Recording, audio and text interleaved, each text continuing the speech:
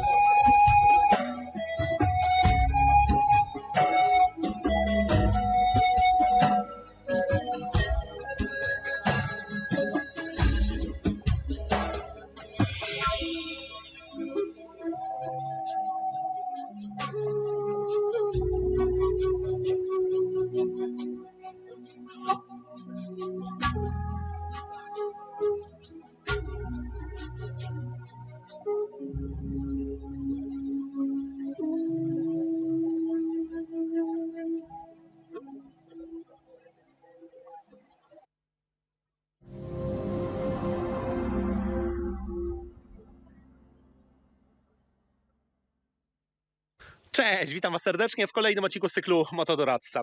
Wiecie co, no dzisiaj mam taki mały problem, z tego względu, że chcę wam pokazać auto, które w sumie tak, z jednej strony jest genialne, a z drugiej strony jest bezsensowne.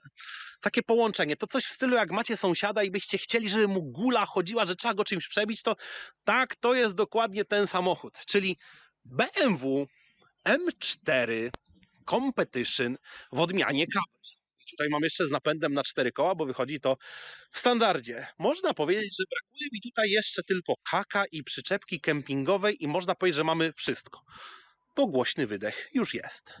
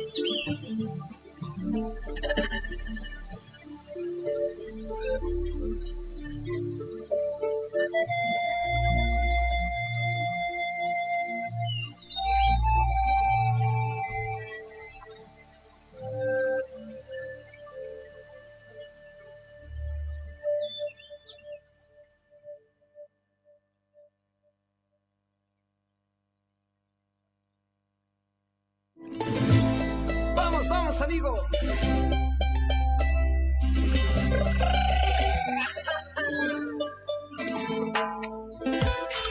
Nuevamente regresamos con la alegría y el sentimiento. Leo y Mario.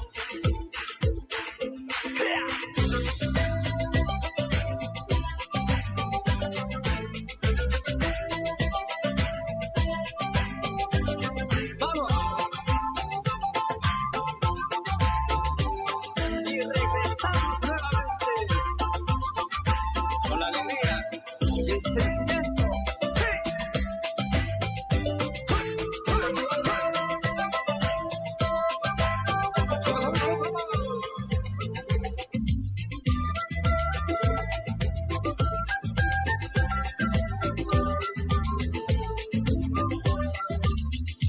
Nuevamente estamos aquí.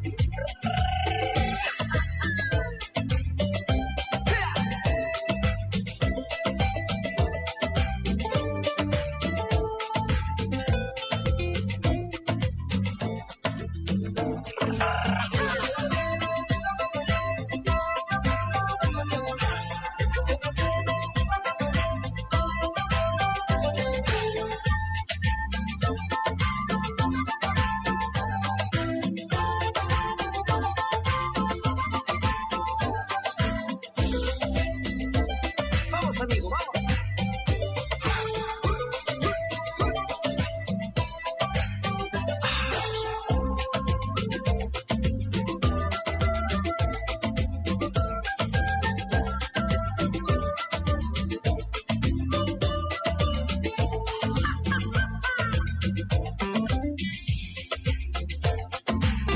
Y regresamos nuevamente con la alegría y el sentimiento.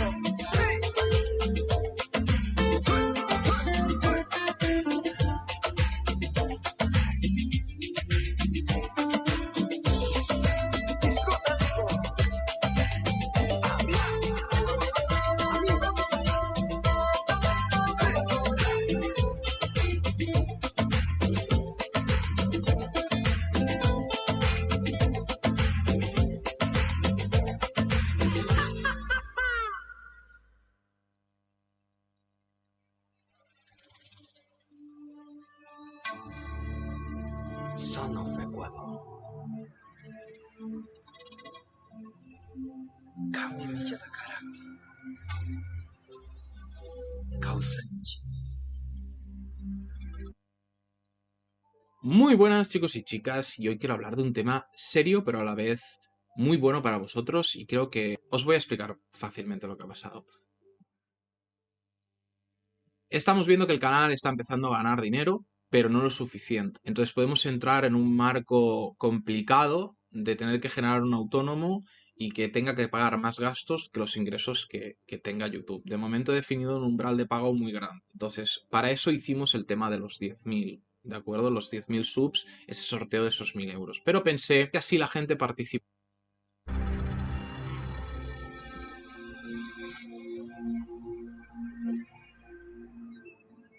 Kami Kausaita Mirko. Kami Kausaita Karami.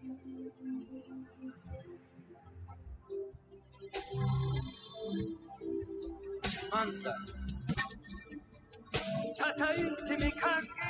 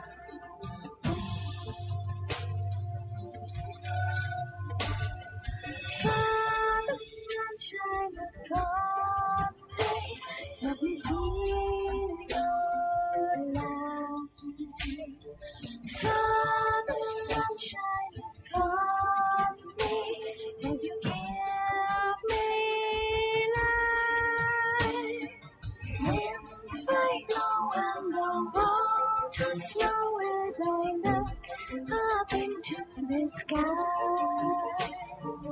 Eagles know that I'm heading home, for they taught me to fly.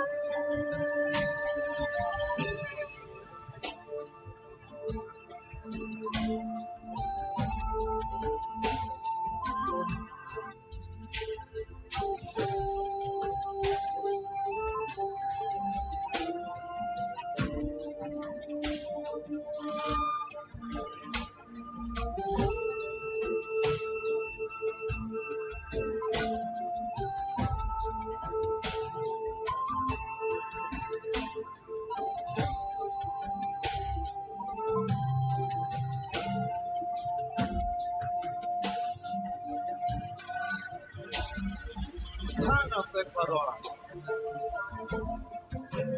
Kausai Takarai. Tigramushama. Tigramushama. Indio Tabalo. O Tabalo Inti.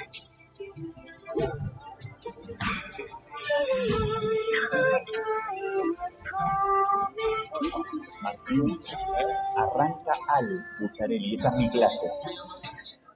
Se lo di en el pendrive. Martín. Bueno, buenas tardes a todas, a todos. Soy Sebastián, el decano de esta facultad. La verdad que quiero... A ver, tenía razón, al final. Yo sé que Los Ángeles tenemos alas, no espalda, pero bueno, no me siento cómodo. Queremos darle la bienvenida para aquí con el amigo y compañero, con Martín, porque es muy importante para esta facultad que estemos haciendo esto hoy. Quiero agradecerles a los panelistas que van a trabajar este tema. Les comentaba recién, les cuento a ustedes, firmamos un convenio entre la facultad y la asociación de cooperación mutua para que empecemos a trabajar en conjunto todos estos temas, no solamente las cuestiones de formación y capacitación, sino en otro tipo de desarrollos, y nosotros como tecnólogos que somos también podemos aportar en esto, ¿no? De lo que tiene que ver desde el autocultivo, desde la hidroponía, desde la electrónica, desde los controles, los PLC, los controladores programables, desde un montón de factores donde podemos usar la tecnología para acompañar esta actividad que nos parece que es muy importante al nivel de asociación, ¿no? Hoy cuando vemos que las empresas, ¿no? Y que algunos personajes por contacto, por dinero, por otras cosas, son los que se llevan las cuestiones. Y a nosotros creo que es importante esto, que podamos hacerlo para que esté esto disponible para el que lo necesite. Y no que sea un bien más, que falta una patente de laboratorio y entremos en otro tipo de discusiones. Así que por eso les vuelvo a decir que como universidad nos es muy grato. Es la primera. Le comentaba a Martín que la UTN tiene 30 facultades en 14 provincias.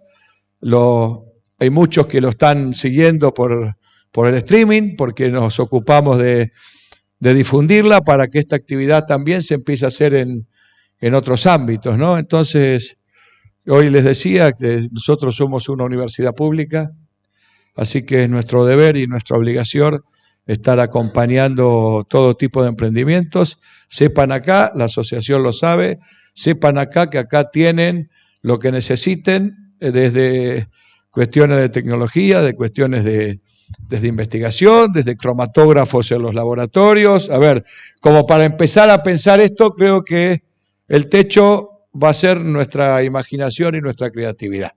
Y creo que ese es uno de los techos más lindos que existe, ¿no? Cuando va a depender de lo que podamos encarar en conjunto. Así que bueno, darles las gracias, agradecerles al panel, y en lo personal quiero agradecerle a la ministra de Igualdad e Integración, Agostina Mora, que nos está acompañando, porque son estos temas que también le interesan a la provincia, ¿no? De que podamos empezar a trabajar esto como tiene que ser, así que ella nos acompañe. Sabemos que también nos está acompañando la gobernadora y que, bueno, ahí me animo a decirlo, que ahí también hay un espacio, ¿no? porque la igualdad y la integración va más allá de la cuestión de género. Entonces, me parece que también es otro ámbito importante y que hoy nos acompañe es muy bueno. Nosotros ya tenemos cuestiones de trabajo en conjunto, pero bueno. Así que gracias, Agostina. Así que bueno, bienvenidos, disfruten esto. Estamos totalmente a disposición y lo que necesiten.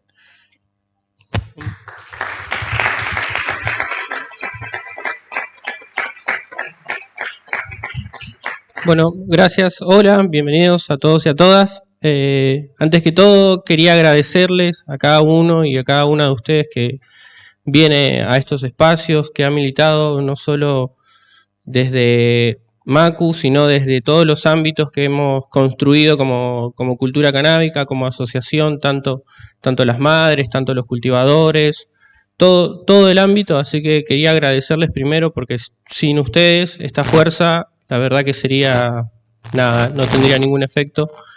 Así que en primer momento a eso, agradecer al decano. La verdad que introducir a una asociación civil ligada a este tema que es el cannabis medicinal, es súper importante y súper radical, ¿no? en todos los cambios que se vienen haciendo. Así que trabajar y vincularnos con una universidad y trasladar todo lo que venimos trabajando desde las sociedades, la verdad que es un logro maravilloso poder estar a la altura de esto y poder acompañarlos.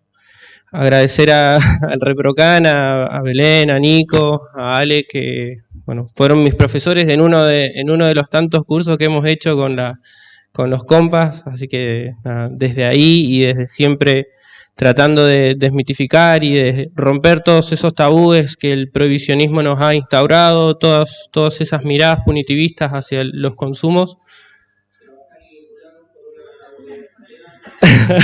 Soy yo, ¿no? Te va siguiendo.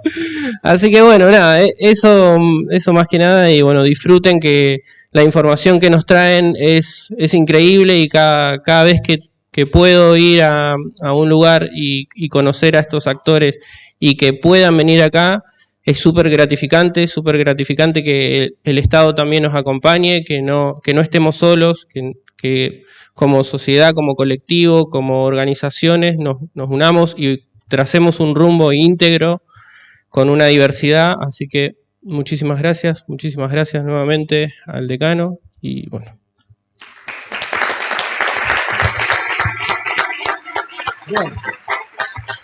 Bueno,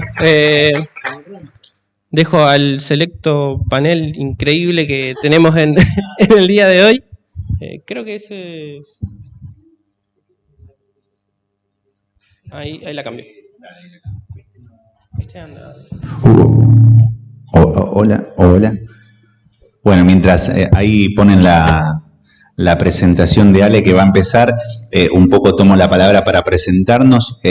Nosotros somos parte de Reprocan, somos la red de profesionales para el estudio de cannabis, somos de Bahía Blanca, llegamos hace un ratito, estamos más que contentos con la recibida, con estar acá, con lo que acabamos de ver de la firma de un convenio.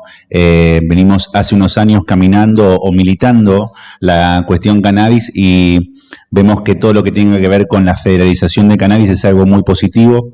Creemos que el cannabis y el cáñamo pueden llegar a ser el futuro de Argentina. Tenemos el país con la tierra más rica del mundo y creo que Argentina puede convertirse en un faro a nivel mundial en este sentido. Alejandro es profesor de la Universidad Nacional del Sur, de la carrera de farmacia, es docente junto con Belén Ferro Moreno, que es médica, docente también de la carrera de medicina. Yo también soy médico, trabajo en el Hospital Municipal de Bahía Blanca y los tres, junto con otros compañeros que formamos Reprocan, hace varios años venimos dando la cátedra de uso medicinal de cannabis en la carrera de medicina de la Universidad Nacional del Sur y venimos estando en diferentes lugares que nos encuentran, bueno, capacitando o compartiendo información con quienes nos convocan. Así que, sin perder más tiempo, los voy a dejar con el profesor Bucciarelli, que va a hablar de lo que tiene que ver con farmacología y cannabis. Después voy a seguir yo con lo que tiene que ver con genialidades del uso de cannabis en la práctica médica, en la práctica clínica. Y mi compañera Bel va a terminar hablando de un tema increíble que es cannabis y salud femenina. Así que ojalá también podamos intercambiar preguntas, que es lo que más nos interesa.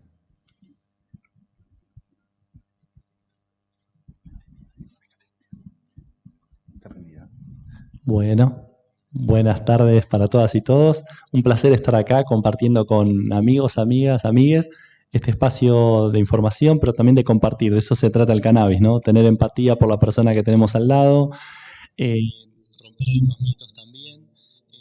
Esta clase va a ser un poco del área farmacéutica. Vamos a hablar un poquito de lo que es el control de calidad. ¿Qué está pasando en el mercado argentino? ¿Qué es lo que está ocurriendo en la realidad?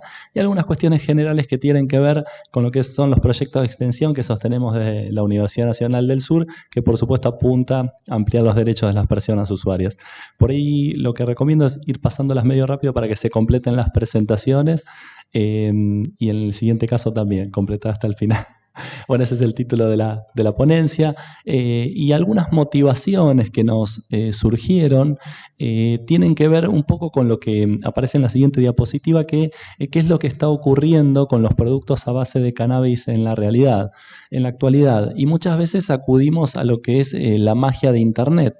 Y básicamente esa magia de Internet apunta un poco que a veces buscamos solucionar los problemas cotidianos y de la vida con Internet. Una búsqueda en Google, por ejemplo. Si empezamos a hacer búsquedas, ¿qué pasa? Yo lo que hice fue buscar en Internet aceite de cannabis, venta, compra, ¿qué pasaba? Y si miran la siguiente diapositiva, lo que van a ver es que aparecen productos que se promocionan como aceite de cannabis con una crema de regalo, ¿sí? También en la siguiente diapositiva lo que podemos llegar a ver son algunas preguntas que hacen las personas usuarias. Por ejemplo, lo quería usar para dolores articulares, cuánto me dura un gotero. Aparecen las respuestas de las personas también que venden bajo el anonimato, promoviendo o preconizando efectos que van a ser positivos cuando en realidad difícilmente estas personas que venden ocultas a través de la pantalla de Internet tengan acceso a cromatógrafos, a equipos sofisticados y sobre todo a lo que es el equipo médico, que es quienes prescriben este tipo de productos. También aparecen otras en la siguiente diapositiva respecto a algunas otras consultas, por ejemplo los porcentajes que tienen de THC o CBD, es decir, son componentes químicos y la gente, de acuerdo a la condición que busca tratar, muchas veces hace preguntas típicas que nos haríamos: ¿qué composición química tiene? Bueno, aparecen respuestas de todo tipo, pero en definitiva lo que podemos ver, por ejemplo, en esa diapositiva, fíjense el tipo de envase, es un gotero que tiene un envase primario. El envase primario es lo que está en contacto directamente con la preparación, la formulación. No tiene envase secundario, no tiene prospecto. Y esto es un poco la realidad que vivimos hoy. Fíjense el nombre que aparece en el frasco, Sativa cannabis, es un nuevo nombre científico de la planta, ¿no? Pero estas cuestiones, incluso ese preparado lo hemos analizado, llevamos más de 1500 análisis y nos sorprendemos día a día las estrategias de marketing que tiene la venta y promoción de estos productos. Se habla, por ejemplo, de que podés renovar con un importante descuento cuando compras nuevamente el producto, como si fuera un electrodoméstico. Se habla de que 5 a 3 gotas sublinguales van a lograr efectos, cuando en realidad para eso está el equipo médico, ¿no? Para supervisar y previo control de calidad. Pero ¿qué pasa? Estos productos hasta hace muy poco tiempo no estaban regulados por el Estado. Entonces es importante focalizar el concepto de calidad.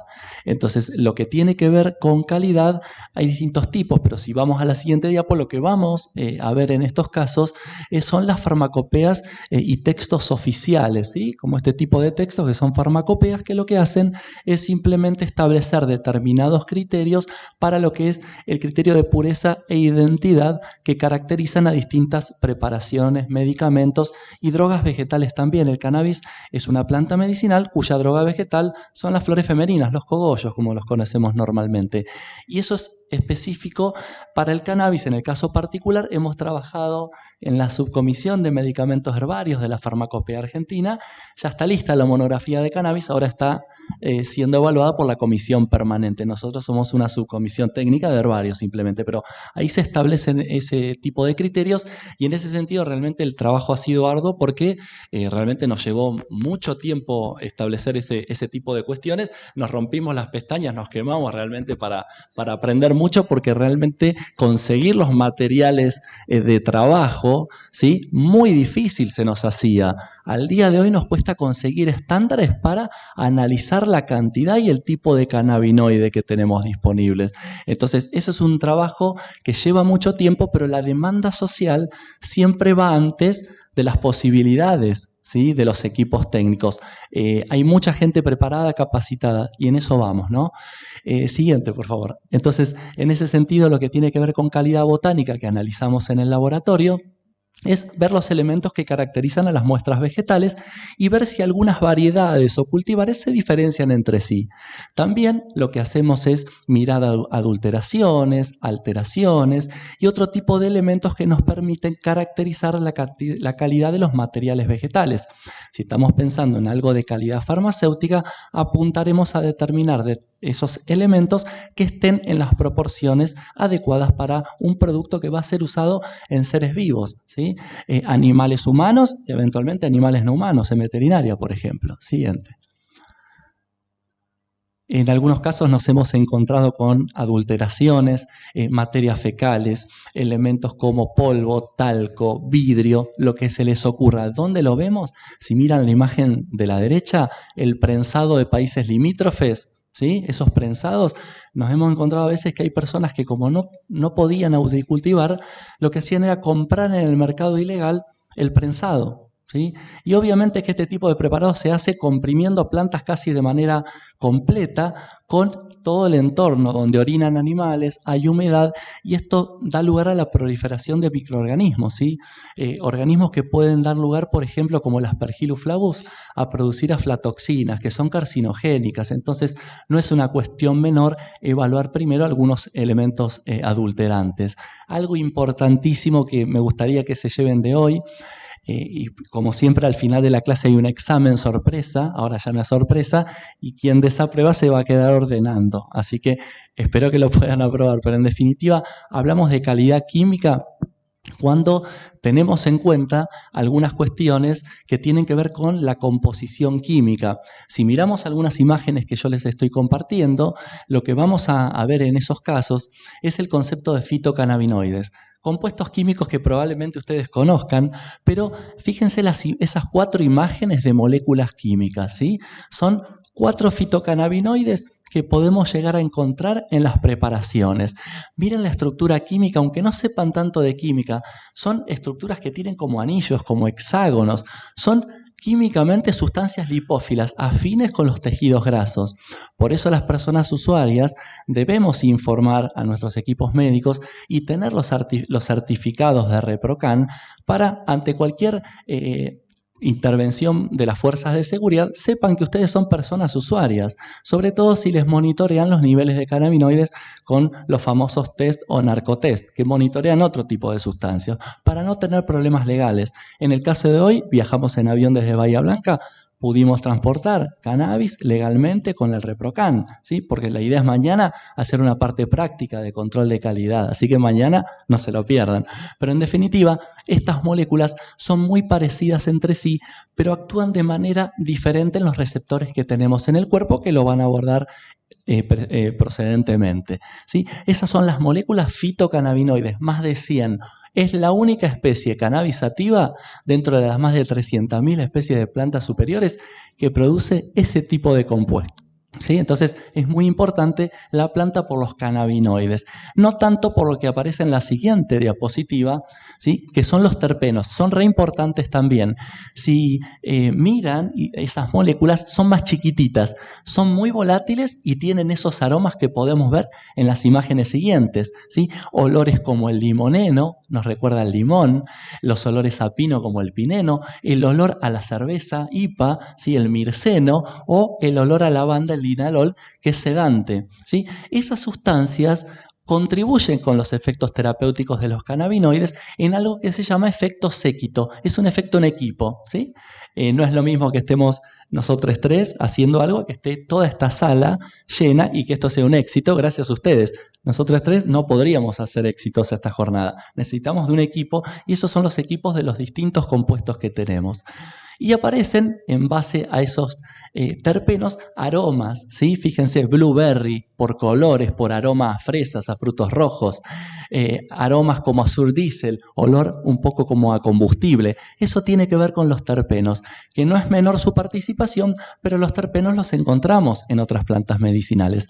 El control de calidad de farmacopea está orientado principalmente a los cannabinoides, lo cual no impide que también hoy en día hay una nueva tendencia a que se monitorean los terpenos para predecir los efectos, ¿sí? Eso es muy importante. Siguiente, por favor.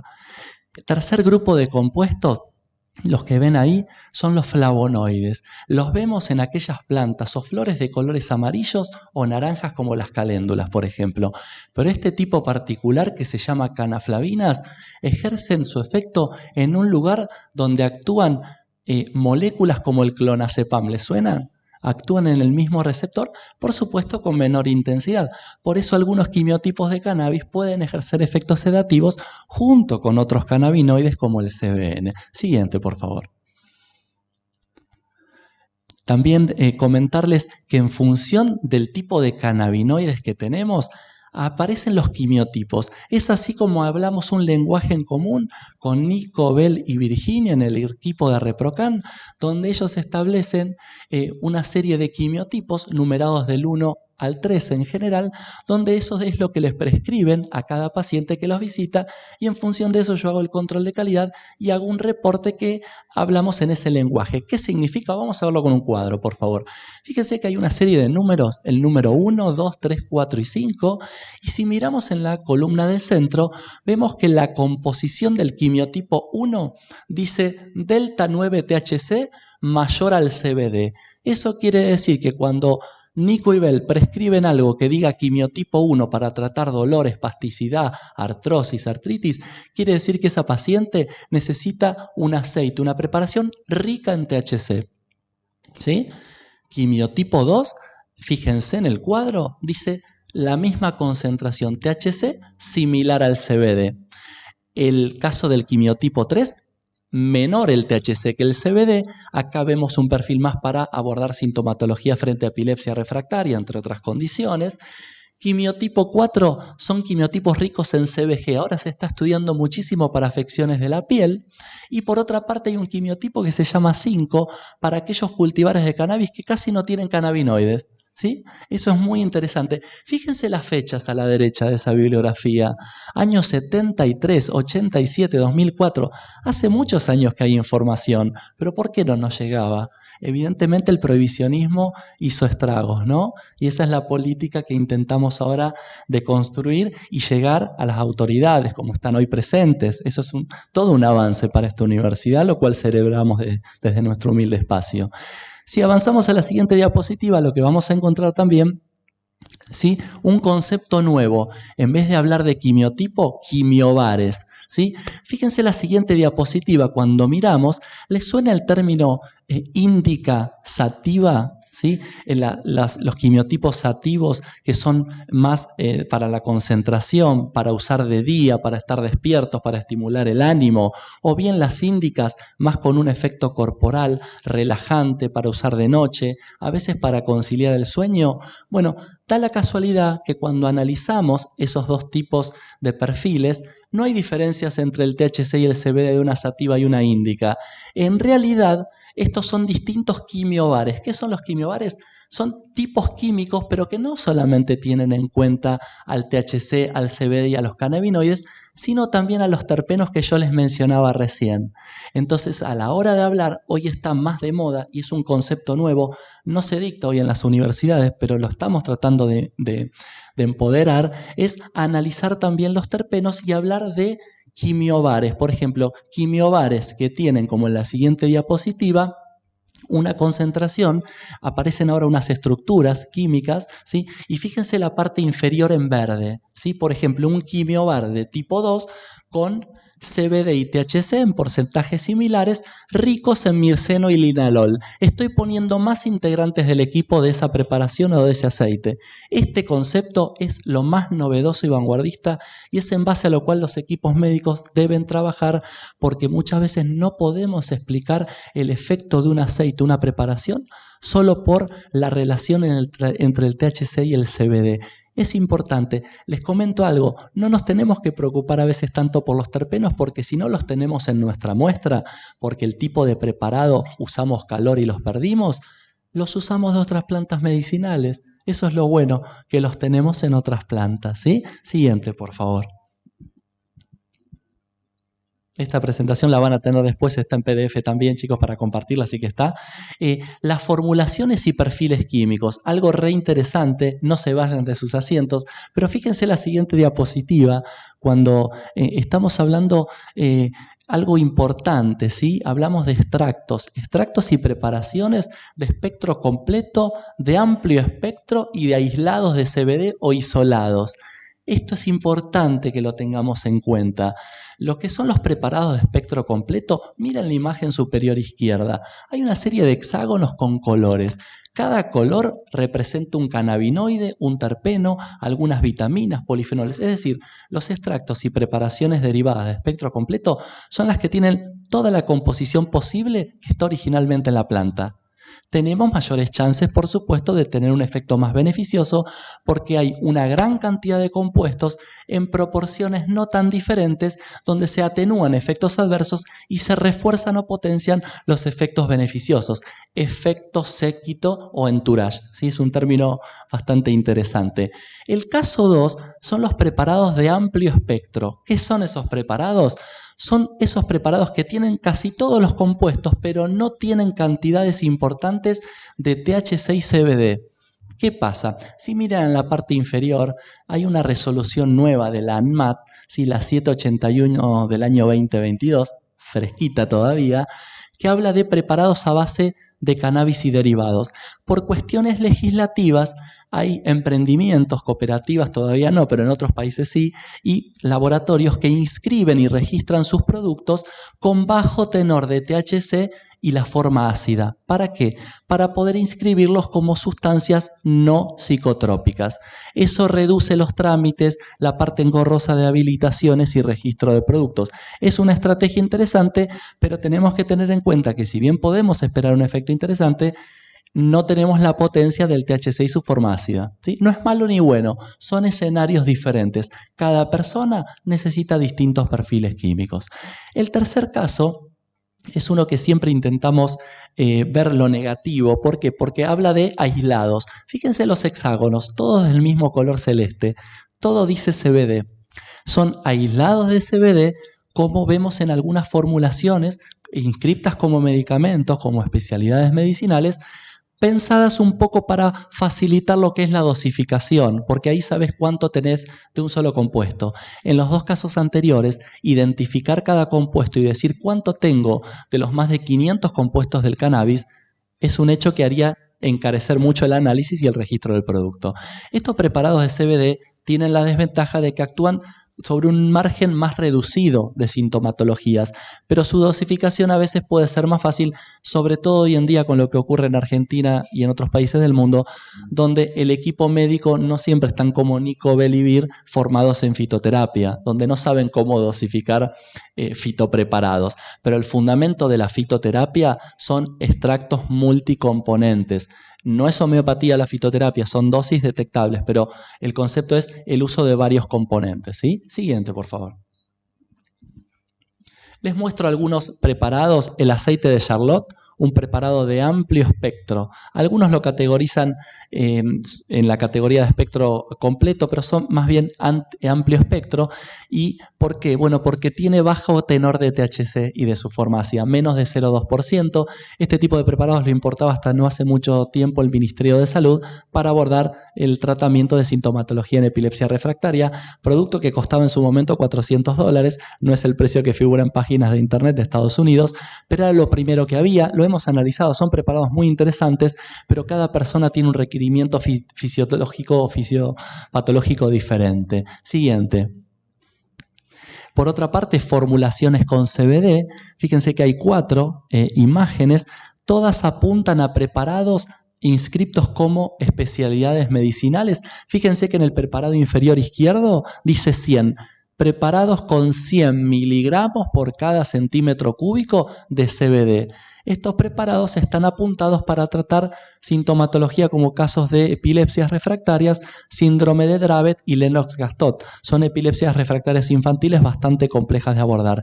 Sin embargo, hay que decir una cosa. Cuando hablo alguna vez con alguien que me ha mandado a analizar algún aceite, por ejemplo Charlotte Angel o cultivares de semillas compradas en el extranjero, funcionan mejor a veces algunos quimiotipos que también tienen un poco de THC y no estos aislados. Esto no va en contra de este tipo de productos, a veces funcionan. Los estudios en el Hospital Garham documentaron un 63% de efectividad, pero a veces cada paciente es refractario incluso a estos preparados. Hay que sostener por eso los preparados multicomponentes también, y las ONG y las fundaciones y asociaciones que hoy sostienen muchos tratamientos, porque el Estado es imposible que cubra todo lo que necesita una persona. Por eso es la inscripción en el registro ReproCan. Es decir, que la industria farmacéutica, yo vengo del área farmacéutica, no de la industria, no nos va a salvar de esto. Este problema lo solucionamos entre todas y todas, y va a seguir siendo así. La sociedad es la que se empodera y motiva a nuestros legisladores y legisladoras a que avancen en estos temas de ampliación de derechos, como lo fue IBE, etc. Siguiente, por favor.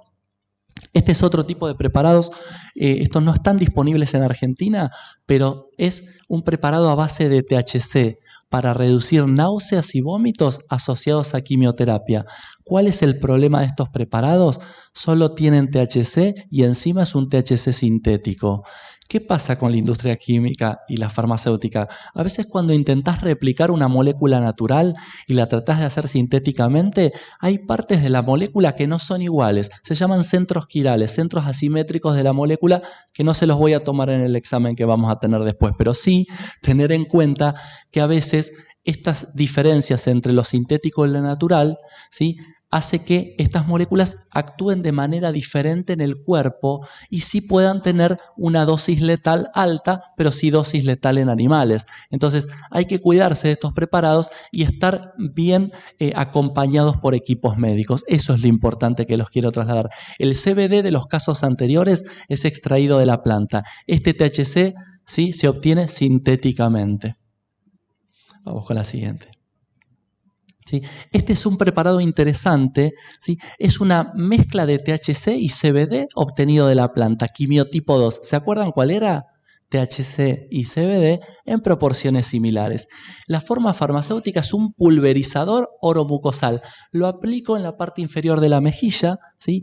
Es un preparado muy caro. Realmente en Italia puede costar más de 700 euros. Es para tratamiento de espasticidad, rigidez, asociado a esclerosis múltiple.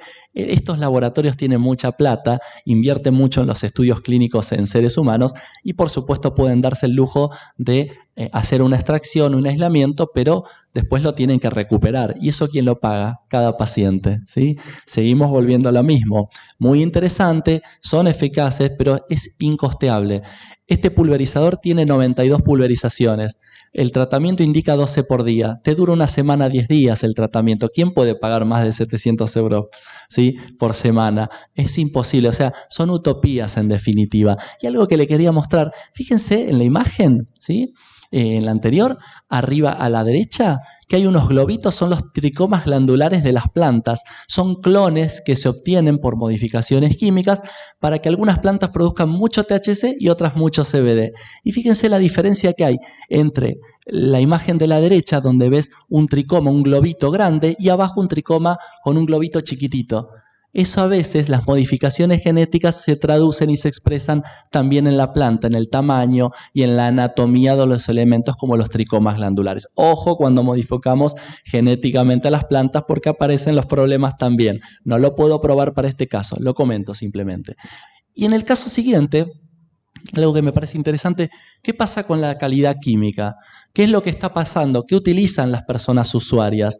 Bueno, da la casualidad que hicimos, ¿sí?, un trabajo de investigación donde en la siguiente diapo le pusimos un título de evaluación de perfil químico y de uso medicinal de preparaciones de cannabis usando un kit de determinación. Está por ahí, un kit de análisis muy sencillo. Dijimos, ¿qué podemos hacer para que la gente acceda a un análisis económico sustentable? Bueno, armamos un kit, lo presentamos en un congreso internacional de ciencias farmacéuticas y ahí lo que vimos en la siguiente diapositiva, ¿sí?, es analizar mediante una técnica muy sencilla de cromatografía, y van a ver la siguiente imagen, que hay, bueno, ese es el kit, y en la siguiente diapositiva lo que van a ver es alguna serie de elementos que tiene el kit, los elementos de seguridad, y cuando analizamos esta técnica les tengo que hablar de un concepto importante, ¿sí? Como dice en la siguiente diapo, la cromatografía en capa fina, ¿sí? Entonces lo que vamos a hacer es, en base a la imagen que vamos a obtener,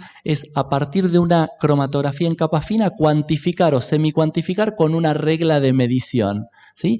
En función del tamaño de cada componente, que en la siguiente diapositiva les voy a mostrar. Eso es una placa cromatográfica en la parte derecha, donde hay distintos circulitos que son los componentes químicos. Lo que hicimos es, por una regla de 3 e indirectamente previa calibración con un equipo de cromatografía instrumental, ver qué relación había entre los tamaños de esas manchitas que representan cannabinoides. En ese caso está midiéndose 2,5% de CBD. No sé si ven la regla que dice 1, 2, 3, etc. Bueno, esa altura de la regla mide, ¿sí?, un porcentaje de 2,5. Eso que indica que esa preparación tiene un 2,5% de CBD. Y abajo aparecen otras manchitas. Vamos a ver la siguiente diapo, ¿sí? Estos son algunos análisis de muestra. Vamos a pasar rápido para que se vea el texto. Quiero que vean que hay números. Estos números multiplíquenlo por 895 muestras, más o menos de ese análisis en ese momento. Si miramos verticalmente, aparecen manchitas, ¿sí? Aparecen algunas rojas, otras un poco más anaranjadas. Quiero que miren la muestra 1, ¿sí? Fíjense que hay un circulito y si voy siguiendo a la derecha el texto, me dice THC. Fíjense la mayoría de las muestras horizontalmente. Casi todas tienen THC. La planta de cannabis tiende a producir THC naturalmente, ¿sí? No obstante, si miramos la muestra 10, miramos arriba aparece una manchita anaranjada más chiquitita. Si me voy a la parte izquierda dice CBD. Ese es un quimiotipo cercano al 2, pero sigue siendo 1. ¿Qué quiero decir con esto? La mayoría de las muestras que encontramos tienen THC, muy poquita CBD. Si buscamos abordar epilepsias, no nos van a servir la mayoría que compramos por internet. Entonces tenemos que estar atentos al autocultivo supervisado con equipos médicos, farmacéuticos, bioquímicos, químicos, etc. Toda la sociedad, psicología también, todas las áreas están involucradas acá. Lo que quiero que también vean es el caso de la muestra 9. Si apretamos, ahora avanzamos un poquito más, fíjense la muestra 9. ¿Qué pasó? Un aceite comprado en internet. ¿Sí? Ahí tenemos el problema, no tiene nada, aceite de oliva. ¿Sí? Esas son algunas de las fotos que yo les mostraba hoy. Ese es el riesgo que tenemos. Por otra parte, suponiendo que encontremos la muestra 1, ¿sí?, pero al mes siguiente compro otro frasco y obtengo la 4. Fíjense la 4, esa manchita suave chiquita. Es más de 20 veces menos la cantidad que tenemos. El equipo médico tiene que reajustar la dosis. ¿Qué mejor que autocultivar con un quimiotipo que te está funcionando luego de experimentar varias veces y a partir de ahí no depender de comprarle a nadie? Esa es la idea del concepto. La industria farmacéutica jamás va a poder darte la planta que vos necesitas. Habrá otras personas que lo necesitan, pero no es para todas y todos, ¿sí? Ese es el concepto. No hay que matar a la industria, pero al equipo farmacéutico no tiene nada que ver. Pero sí, ¿a qué aspiramos? Con la nueva ley de producción, poder tener en las farmacias la posibilidad de distintos quimiotipos que aquellas personas que no pueden autocultivar, porque hay personas que no pueden o no lo desean, puedan solicitar a pedido del equipo médico un preparado magistral. ¿sí? Y que el equipo farmacéutico lo prepare como hace con otras preparaciones, con los extractos o tinturas que podemos obtener. En este caso es un desafío mayor. Para eso están estas capacitaciones. Miren las imágenes. La superior derecha, aceite de cannabis medicinal, un frasco color ámbar, una etiqueta impresa en impresora común, ¿sí? Estos son los tipos de preparados donde acá escapan un poco a nuestra responsabilidad individual. Yo puedo velar por la salud de mi familia, pero no sé lo que hace la persona que me lo vende por internet. Esa es la idea. Las ONG ni hablar. ¿Dónde conseguir aceite solidario? ONGs, te van a enseñar todo lo que necesitas. Vas a Macu, le pedís el mail, te asociás y ven cómo interactuar. Esa es la idea. Esto se sostiene con ustedes, con cada uno de ustedes. Siguiente. Esos son los aceites de Royal que también se venden. También son extractos obtenidos por prensado de semillas. Realmente las semillas no tienen cantidades detectables de cannabinoides. Son quimiotipos 5, las semillas de cualquier tipo de cannabis. Siguiente. Un poquito más. Esto es otro tipo de técnica para controlar la calidad. Lo anterior era una cromatografía en capa fina, semicuantitativo, rápido, privado. Podés monitorear muchas cosas, no tenés que pagar grandes sumas. Este es un equipo más complejo, un cromatógrafo gaseoso. En definitiva, lo que se hace es un equipo que trabaja con determinada tecnología, se inyecta la muestra, ¿sí?, en el equipo y se separa por otro fenómeno químico, por un gas. Lo que hace el equipo, ¿sí?, es mostrar una señal. ¿Ven como piquitos? ¿Sí? Cada piquito y el área que hay debajo y el área que tiene cada pico representa la cantidad que tenemos. No necesitas saber mucho de química porque esto lo hacen equipos entrenados. No está en tu caso un cromatógrafo gaseoso. Entonces, la idea es a veces recurrir a técnicas sencillas. Ahora, si estás por registrar un producto, te van a pedir, cuando vaya al ANMAT, te va a pedir, bueno, mostrame los resultados de los análisis del producto que vos vendés. No te sirve para el día a día. Si querés analizar muchas muestras a bajo costo, esta técnica está más bien reservada para analizar lotes de varios litros de aceite, pero si no es muy caro el análisis, hay que amortizar el uso del equipo, de la persona operaria, reactivos, desgastes, etc. Hay otra diapositiva, es la cromatografía líquida sí, de alta eficacia, HPLC. Es un equipo que funciona de otra manera. En vez de usar un gas, usa líquidos. Te da una cuestión importante. La técnica anterior, como se somete al extracto a una alta temperatura para evaporarlo y que un gas pueda separar los cannabinoides, el problema es que se descarboxilan las formas ácidas de cannabinoides. Entonces lo que mido no es la forma libre y carboxilada, mido todo descarboxilado. ¿Sí? Entonces tengo una información algo más limitada. Con el equipo de HPLC puedo ver formas ácidas de cannabinoides y formas no ácidas tal como están en la muestra. Cada tipo de cromatografía tiene ventajas, desventajas y te aporta diferente información. No es ni malo ni bueno, son cosas importantes. ¿Por qué? Porque como les resalto en verde fluorescente abajo, es clave cómo procesamos la muestra. Mismas muestras analizadas con distintos equipos usando la misma técnica y el mismo tipo de extractos dan diferente. ¿Por qué? Porque se procesan de manera diferente. Entonces, si vos vas a analizar un aceite a la Universidad Nacional del Sur, a la UBA, a La Plata o a Rosario, tenés que averiguar qué equipo usan y qué parámetros utilizan para analizar, porque te van a dar resultados distintos. ¿Qué es lo recomendable? Usar siempre el mismo tipo de análisis para tus mismas muestras en el mismo centro de investigación. Pasa, créanmelo, lo hemos comprobado. Eso pasa. Siguiente, por favor. Les muestro, esta la vamos a pasar porque son información de datos, así que vamos a ir a la siguiente diapositiva. La calidad higiénica, algo muy importante. Hablamos de parte botánica, parte química. Tengo lo que necesito, CBD, THC, mirceno, LOL, todo lo que quiero. ¿Qué pasa con la calidad higiénica? ¿Con qué elaboré? Ese material de partida, ¿sí? Tenemos que monitorear lo que son pesticidas, agroquímicos o los fitosanitarios y también los microorganismos, la carga microbiana. La farmacopea argentina y otras farmacopeas, ¿sí?, monitorean niveles de, por ejemplo, microorganismos como Salmonella, Staphylococcus, Escherichia coli, los coliformes fecales totales. Es importante porque puede haber contaminación en la manipulación. Pasa con los alimentos, ni hablar un producto que va a ser vaporizado o fumado, o incluso extraído con alcohol, donde algunas toxinas como las aflatoxinas que inducen procesos de cáncer de hígado no se neutralizan e inhiben con temperaturas y alcohol. Entonces, esto es importante. Una persona que cultiva solidariamente, una ONG, va a hacer todo lo mejor, pero tenemos que tener una idea cuando vamos a registrar ese producto o si la persona que nos provee ese aceite en internet realmente no lo hacen. Y por otra parte, lo que son los aceites son fuentes de nutrientes y fuentes de carbono para microorganismos también.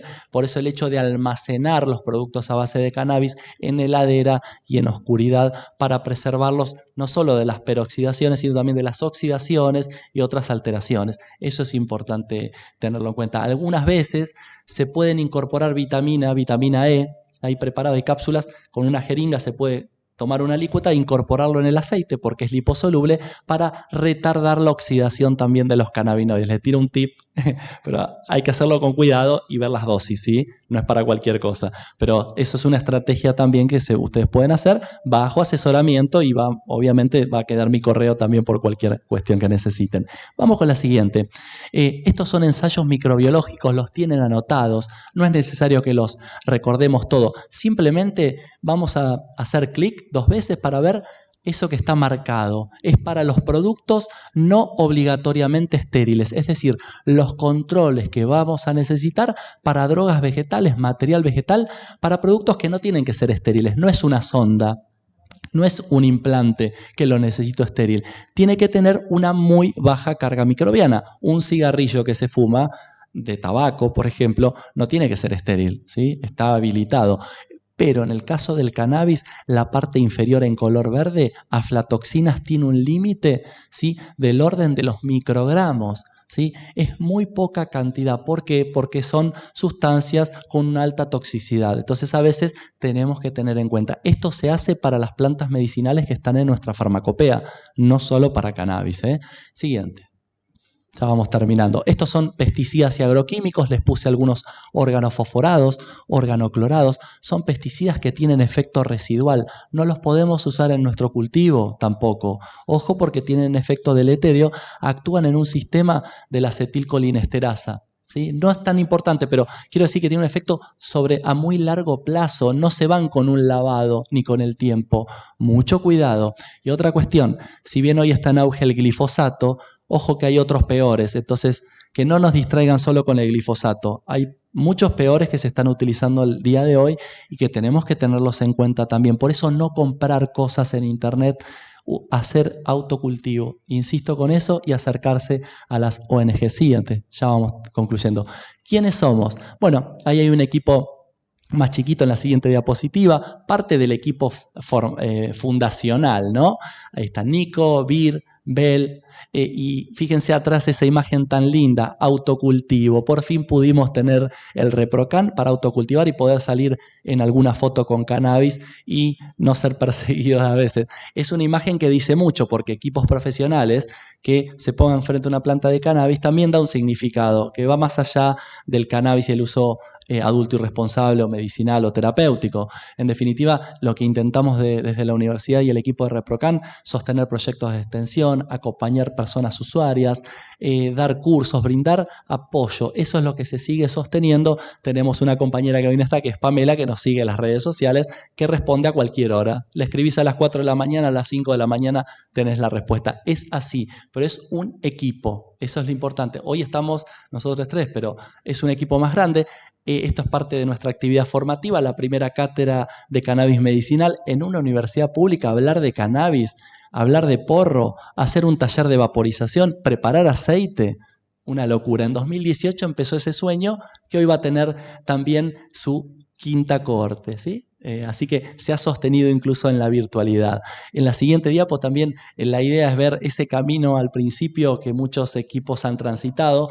No nuestro equipo, ustedes como personas cultivadores que en el anonimato, ¿sí?, se tenían que esconder y no podían subir una foto con una planta de cannabis, y en ese momento las personas cultivadoras sostenían los tratamientos, ¿sí? No hace 4 o 5 años, mucho antes de 2017, ¿sí? Esa es una tarea que la ha hecho la sociedad, pero sobre todo las personas cultivadoras a las cuales no tenemos que invisibilizar. Son esas las que nos impulsaron, nos enseñó a nuestro equipo y hoy nosotros podemos tener plantas legalmente gracias a que esas personas nos dieron una mano, se acercaron a nosotros.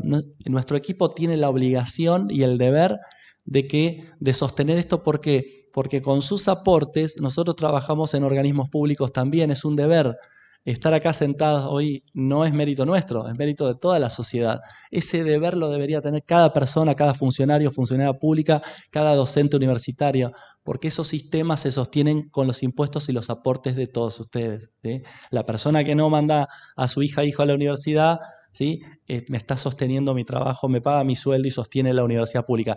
Lo que es el conocimiento, la actividad científica es un bien público y social. No nos olvidemos, les pertenece a ustedes también. Que no cursen una carrera no impide que ustedes entren a las clases de la universidad. Tienen que venir, es una casa, está abierta para todas y todos, ¿sí? Siguiente. Ese es, bueno, el equipo, ese camino en soledad hoy está un poquito más lleno. Y bueno, en la siguiente diapositiva simplemente apunto un poco. Esa es Martu. Martu me cuida hoy en día las plantas también, ¿sí? Es una de la nena THC, le decimos porque es un torpedo de amor, pero no tiene CBD, es puro THC, Martina. Así que hoy en día sigue adelante la gordita. También tenemos a Tai, el hijo de Vir, que no pudo venir. Y bueno, una cuestión simplemente en la siguiente diapo, estamos ahí con una diplomatura en producción de cannabis, también con la Universidad de Chilecito. Esperamos poder hacer algo con la UTN de acá, algún curso de posgrado, para empezar, así que comprometemos a las autoridades, ¿sí? Para hacer algo virtual, ¿sí? Vamos a hacer algo como para que podamos dictar alguna capacitación. Esa es la idea, es propagar conocimientos. Podemos empezar como un bastón ahora. Exactamente. Exactamente, nos han recibido con las puertas abiertas, eso es lo lindo de la UTN. Y la idea es que el primer curso estemos nuestro equipo en parte y equipos de acá. Después que tengan autonomía. No hay que monopolizar y colonizar el conocimiento. Está libre para todas las personas. Podemos ser bastón al principio. Después tienen que seguir su camino con independencia. Esa es la idea de estas estrategias. Esto es lo que tiene esta Diplo. Hay práctica en un predio de agrogenética riojana, una sociedad del Estado, ¿sí? Para que la gente pueda hacer una semana de prácticas. Lo comparto porque por ahí en las redes no se ven, pero va a haber otras opciones para que a la distancia podamos hacer con la UTN alguna capacitación. Empezaremos con poquito, terminaremos con mucho. Muchísimas gracias por su tiempo y amor.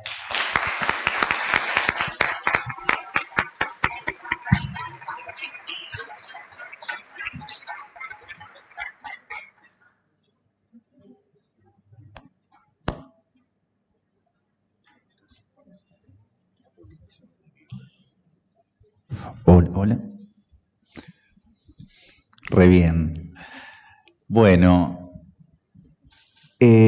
Ahí Tincho es perfecto. Yo les voy a hablar voy a posicionarme desde donde les voy a hablar, porque tenemos una posición y tenemos tengo un pensamiento con respecto y una postura con respecto a la temática cannabis. Yo soy médico, especialista en clínica médica y en hepatología. Tuve la posibilidad con Bel y otras compañeras médicas de formar parte del curso posgrado de endocannabinología y terapéutica canábica que hicimos en el año 2017 en la Universidad Nacional de La Plata, dictada por el doctor Marcelo Morante, que es nuestro profesor médico, es el director del Programa Nacional de Cannabis Medicinal que depende del Ministerio de Salud. Yo no solamente soy médico, sino que soy usuario de cannabis desde hace muchos años, inscripto en el ReproCan, o sea que también hablo desde una postura de usuario también, entonces para que sepan desde dónde viene lo que vamos a conversar. Y también hace unos años que tengo la posibilidad de acompañar pacientes dentro de mi especialidad. La clínica médica hoy en día es una especialidad que lamentablemente ha sido muy bastardeada por parte de diferentes esferas dentro del sistema de salud, pero somos los médicos que acompañamos casi toda la vida, o por lo menos la vida adulta de la persona, y hacemos justamente eso, acompañar, porque entendemos que el curar es una una situación o una cuestión, bueno, relativa con respecto a un montón de cosas. Creo que acompañar es algo que obligatoriamente tenemos que hacer desde nuestra vocación de médicos. Trabajo como médico de planta en el servicio de internación de clínica médica del Hospital Municipal de Bahía Blanca, que es mi casa, y bueno, comparto con mis compañeros la cátedra de cannabis, y por qué no, lo que hacemos es un poco de investigación clínica en cannabis, dentro de lo que se puede, ¿no? Entonces, la charla que hoy yo voy a tener con ustedes tiene que ver con un poco con las generalidades del uso del cannabis, de los diferentes usos de cannabis, desde un punto de vista terapéutico, desde un punto de vista de la salud. Y la salud es un concepto muy, muy amplio. Entonces le llamé Introducción al uso terapéutico de cannabis en la práctica clínica. Siguiente. Bueno, acá les pongo que es algo no tan viejo, ¿no? Porque cuando uno estudia medicina, estudia diferentes temáticas que tienen descripción de hace cientos de años, algunas de principios del siglo XX, otras de mediados, pero en el caso del sistema endocannabinoide, de la endocannabinología y de la terapéutica con cannabis, es bastante nueva la descripción y la investigación. Y esto es importante remarcarlo porque también tiene que ver con que obviamente va a ser nuevo algo que nos prohíben estudiar. Entonces, aquellos países que fueron liberando el uso y la regulación de la planta se nos han avanzado, han tomado ventaja de nosotros con respecto a la investigación y al uso de cannabis, y entre ellos uno de esos países es Israel. Israel tiene, quien vive en Israel es el padre de la ciencia canábica, que es Rafael Mechulán, que allá por el año 64, si mal no recuerdo, describe la molécula del THC, ¿sí? La describe, y acá siempre me gusta recomendar a aquel que le guste mirar un poco de tele y demás, encontrar en YouTube el documental The Scientist, el científico, que relata la historia de Rafael Mechulán y también relata lo que tiene que ver con la investigación de cannabis, recomendadísimo para aquellos que quieran involucrarse y entender algunas de las aristas del prohibicionismo y de por qué se estudia desde allá. Pero fíjense que más cercano acá, 1988, o sea, hace nada, se describe por primera vez un receptor de los fitocannabinoides, o sea, que existe en nuestro cuerpo un sistema que recibe a los fitocannabinoides de la planta, como son el THC, el CBD, entre otros. O sea, hay una cerradura, como solemos decir, o sea, un espacio en el cual una llave como es los fitocannabinoides entra perfectamente en esa cerradura. Y eso nos invita a pensar también que cómo puede ser que nuestro cuerpo esté relacionado con sustancias que no forman parte de él y que tienen que ver con la tierra. Y esto es importante que lo vayamos considerando. En el año 92 se describe el primer neurotransmisor de este sistema que se llamó endocannabinoide, o sea, un sistema fisiológico. Fisiológico quiere decir que se encarga de controlar diferentes funciones del cuerpo, que se encarga justamente de controlar cuestiones relacionadas con el estado de ánimo, con el dolor, con el apetito, con la temperatura corporal, con la tonicidad muscular. Y justamente se describe el primer endocannabinoide, o sea, una sustancia producida por nosotros, por ustedes, por todos los humanos y mamíferos en general, que la producimos y que va a actuar en esos receptores que también van a actuar los fitocannabinoides de la planta, ¿sí? O sea, tenemos año 94, el último endocannabinoide, que es el 2-AG, descubierto. O sea, 94, 28 años del descubrimiento de esto, que para la ciencia médica esto es no nuevo, recontra hiper nuevo. Por eso seguimos luchando también porque la regulación de la planta sea a nivel mundial, porque ahí sí van a ver todo el potencial que tiene la planta cuando la podamos estudiar libremente y no tengamos que estar como pidiendo demasiados permisos para estudiarla. Siguiente. El sistema endocannabinoide entonces es un sistema que se compone de neurotransmisores, sustancias propias del cuerpo. Les nombro otro neurotransmisor que si ustedes capaz que van a conocer, serotonina, dopamina. Son otros neurotransmisores, son sustancias que producen las neuronas y que tienen una acción específica. En el caso del sistema endocannabinoide son dos los más importantes, la anandamida y el 2-AG. Y también hay receptores que se denominan CB1 y CB2, ¿sí? Receptores de cannabinoides. Estos receptores ahora vamos a ver que están distribuidos en toda la economía del cuerpo. Esto es lo que compone el sistema endocannabinoide. Acá, en este sistema endocannabinoide que tenemos cada uno de nosotros, es donde van a actuar los fitocannabinoides de la planta, THC, CBD y demás. Siguiente.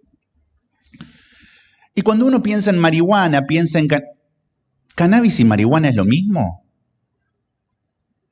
¿Alguien la tiene que saber esta respuesta? Sí, exactamente. La diferencia es una cuestión de terminología. Marihuana es un término acuñado a principios del siglo XX por aquellos que quisieron perseguir a quienes usaban cannabis, acuñando un término con tinte xenófobo y racista, ya que proviene de María Juana, porque por su asociación con el consumo que hacían los mexicanos o hispanoamericanos y los negros sobre todo. Sí, marihuana es un término cultural, que es un término que hoy está resignificado. Obviamente, si bien su origen es xenófobo y racista, es un término que hoy obviamente usamos y defendemos, pero el término real es cannabis. Y el sistema endocannabinoide, ustedes dicen, bueno, marihuana, cannabis, todo mental, ¿no? Me fumo, me pega, es todo cerebral, tiene que ser todo cerebral. Bueno, no están tan lejos de la verdad. La verdad que en el cerebro, como ven en la imagen de la cabeza, encontramos una enorme cantidad de receptores de fitocannabinoides. Fíjense que de color verde está la distribución del receptor CB1. ¿Quién es el CB1? Un receptor nuestro, de nuestro cuerpo, que va a recibir a los fitocannabinoides, sobre todo al THC. ¿Y dónde está distribuido? En la corteza cerebral. Entonces yo ya pienso en demencias corticales, en epilepsias corticales, en ACV isquémico, en diferentes potencialidades de uso de cannabis. También está distribuido en los ganglios de la base, lugar donde si se altera se produce enfermedades como la enfermedad de Parkinson, la enfermedad de Huntington o algunas otras enfermedades que afectan la tonicidad muscular y los movimientos musculares. También se encuentra distribuido en el hipotálamo, por eso tan importante la presencia o la regulación de la temperatura corporal por parte del cannabis, y también importante porque el hipotálamo contiene hormonas que van a controlar diferentes hormonas del cuerpo, la tiroides, la glándula suprarrenal, hormonas sexuales. Ahí también tenemos receptor CB1. También tenemos receptor CB1 en el núcleo accumbens, en la amígdala, que son sistemas relacionados con el estado de ánimo, la memoria. Entonces, en estos lugares donde está presente el receptor CB1, los fitocannabinoides van a actuar. El receptor CB1, para que ustedes tengan una idea, es básicamente donde actúa el THC. O sea, todas las acciones que pensemos y que estudiemos del receptor CB1 son básicamente las acciones que va a tener el THC, que es lo que vamos a ver más adelante. Pero también les nombré un receptor CB2, ¿sí? CB1, genial. CB2, otro receptor. ¿Cuál es lo que sabemos? ¿Qué es lo que sabemos hasta el momento del receptor CB2? Lo que sabemos es que es un receptor relacionado principalmente con el sistema inmune y con el sistema de inflamación del cuerpo. En el caso del cerebro es importante porque está presente en la microglia. La microglia son las células del cerebro que limpian al cerebro de la basura oxidativa de la propia acción cerebral. Y ahí vamos a ver lo importante del cannabis como neuroprotector. Que no les digan que quema neuronas, neuroprotector.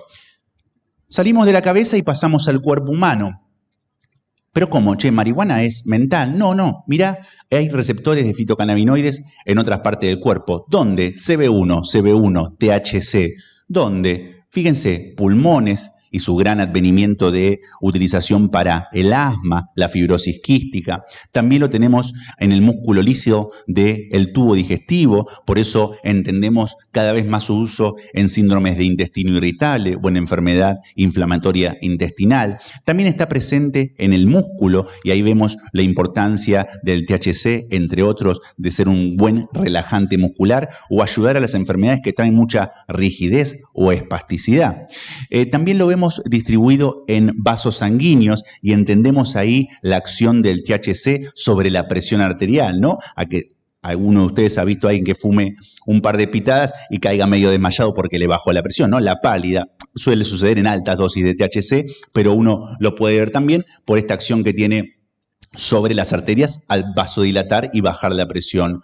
Pero también vemos en azul, en hígado, en páncreas, en hueso, al receptor CB2. Y esto, no voy a nombrar mucho, solamente esto. El CB2 va a ser en el futuro el blanco terapéutico importantísimo para enfermedades inflamatorias crónicas y oncológicas, porque este receptor es el receptor que se encarga de regular, entre otras cosas, la respuesta inmune.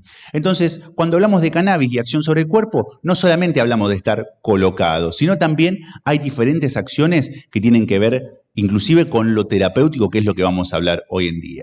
Siguiente.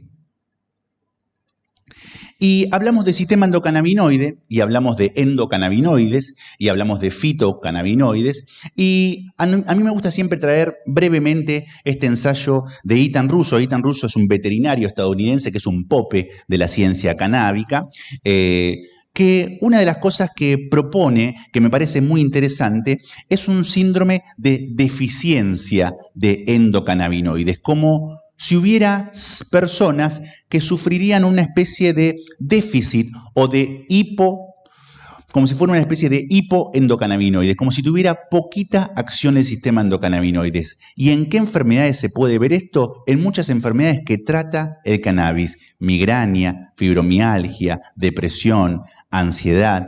En estas personas, al parecer, podría ser esto explicado, entre otras cosas, por un déficit del sistema endocannabinoide o un síndrome de deficiencia endocannabinoide. Por eso, al agregar los fitocannabinoides de la planta, podría ser tratamiento para este tipo de situaciones. Siguiente.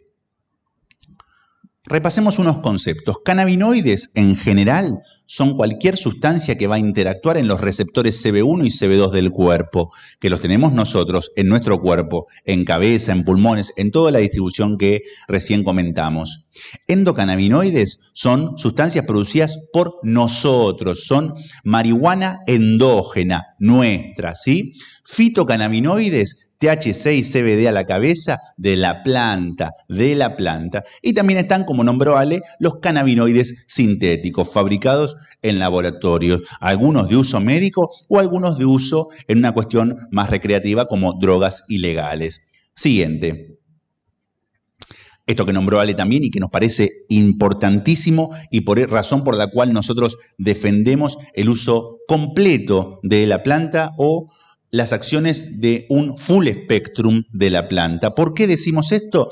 Porque hace mucho tiempo, Mechulán, justamente el padre de la ciencia canábica, descubrió y entendió que estas sustancias actuando al mismo tiempo, su acción era mucho más eficaz y segura que la acción de cada uno de estos por separado. Por eso cuando nos quieren vender un CBD aislado, un THC aislado y demás, bueno, puede tener algún tipo de beneficios, pero no respeta el espíritu de la terapéutica canábica, que hablamos del efecto entourage o efecto de séquito. Necesitamos todos juntos actuando y hay más de 100 sustancias. Por eso también esta es una de las razones por la cual los colegas, ¿hay alguien presente del ámbito de la salud? Médico, médica, enfermero, nutricionista. ¿Hay alguien?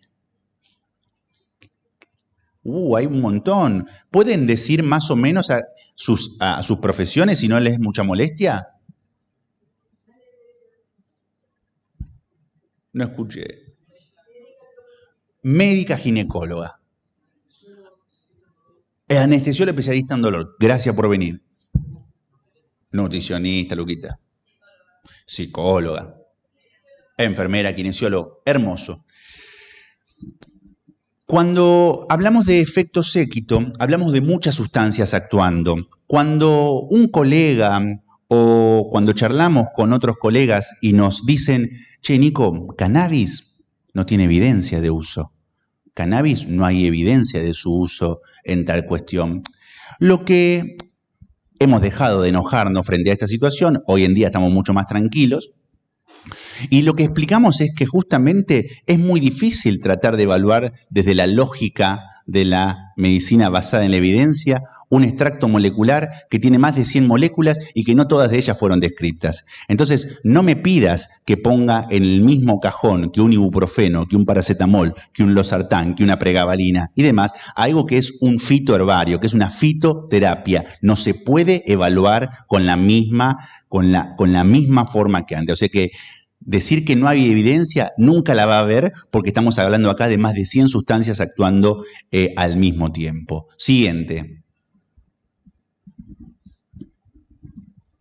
Bueno, un poquito nos nombró Ale y yo lo vuelvo a retomar porque para nosotros que practicamos medicina nos importa mucho, sí, el quimiotipo, porque nos permite pensar en el perfil de respuesta que va a tener un paciente. Porque si un quimiotipo es rico en THC, obviamente ese paciente va a experimentar efectos relacionados principalmente al THC. Y si un aceite o una flor es un quimiotipo 3 rico en CBD, ese paciente, esa persona va a experimentar un perfil de respuesta cercano a lo que produce el CBD. Y cuando está en un quimiotipo 2, que hay ambos componentes, van a ser la forma compartida de ambas. Por eso es importante conocer el quimiotipo. Y les dejo un dato desde ahora.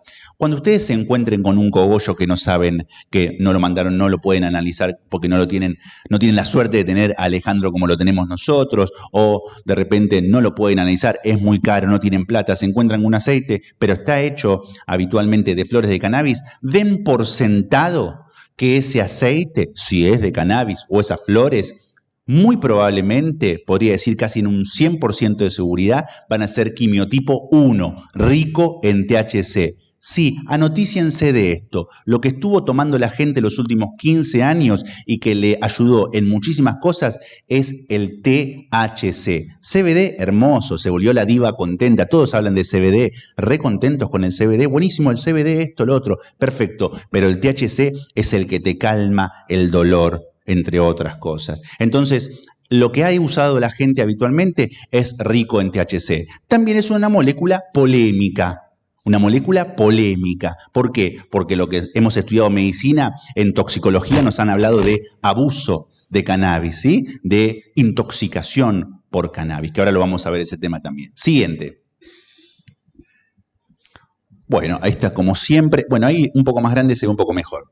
Acá esto es bien resumido. Este es un cuadrito y como dijo Ale, esto también, Martín, se lo dejamos para que lo compartas con la gente, pero es un poco el perfil de respuesta o los efectos del THC y del CBD. ¿Por qué los traigo esto acá?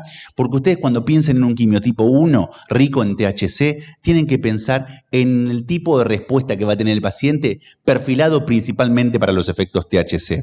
Y cuando hablamos del CBD, justamente para los del lado del CBD. ¿Y qué son las cosas importantes que realizan el THC y el CBD? Primero, el receptor CB1, el agonista, o sea, el que tiene más afinidad por él es el THC, ¿sí? El CBD tiene un agonismo un poco más parcial. Por eso es importante, porque en muchas personas donde la psicoactividad del THC o los efectos tal vez desagradables del THC, es importante la presencia del CBD, ya que ayuda a regular estos efectos. Por eso, cuando hablamos de sustancias quimiotipos 1 muy fuertes, con muchísima diferencia entre THC y CBD, vemos que algunas personas pueden experimentar alguna situación desagradable o incómoda.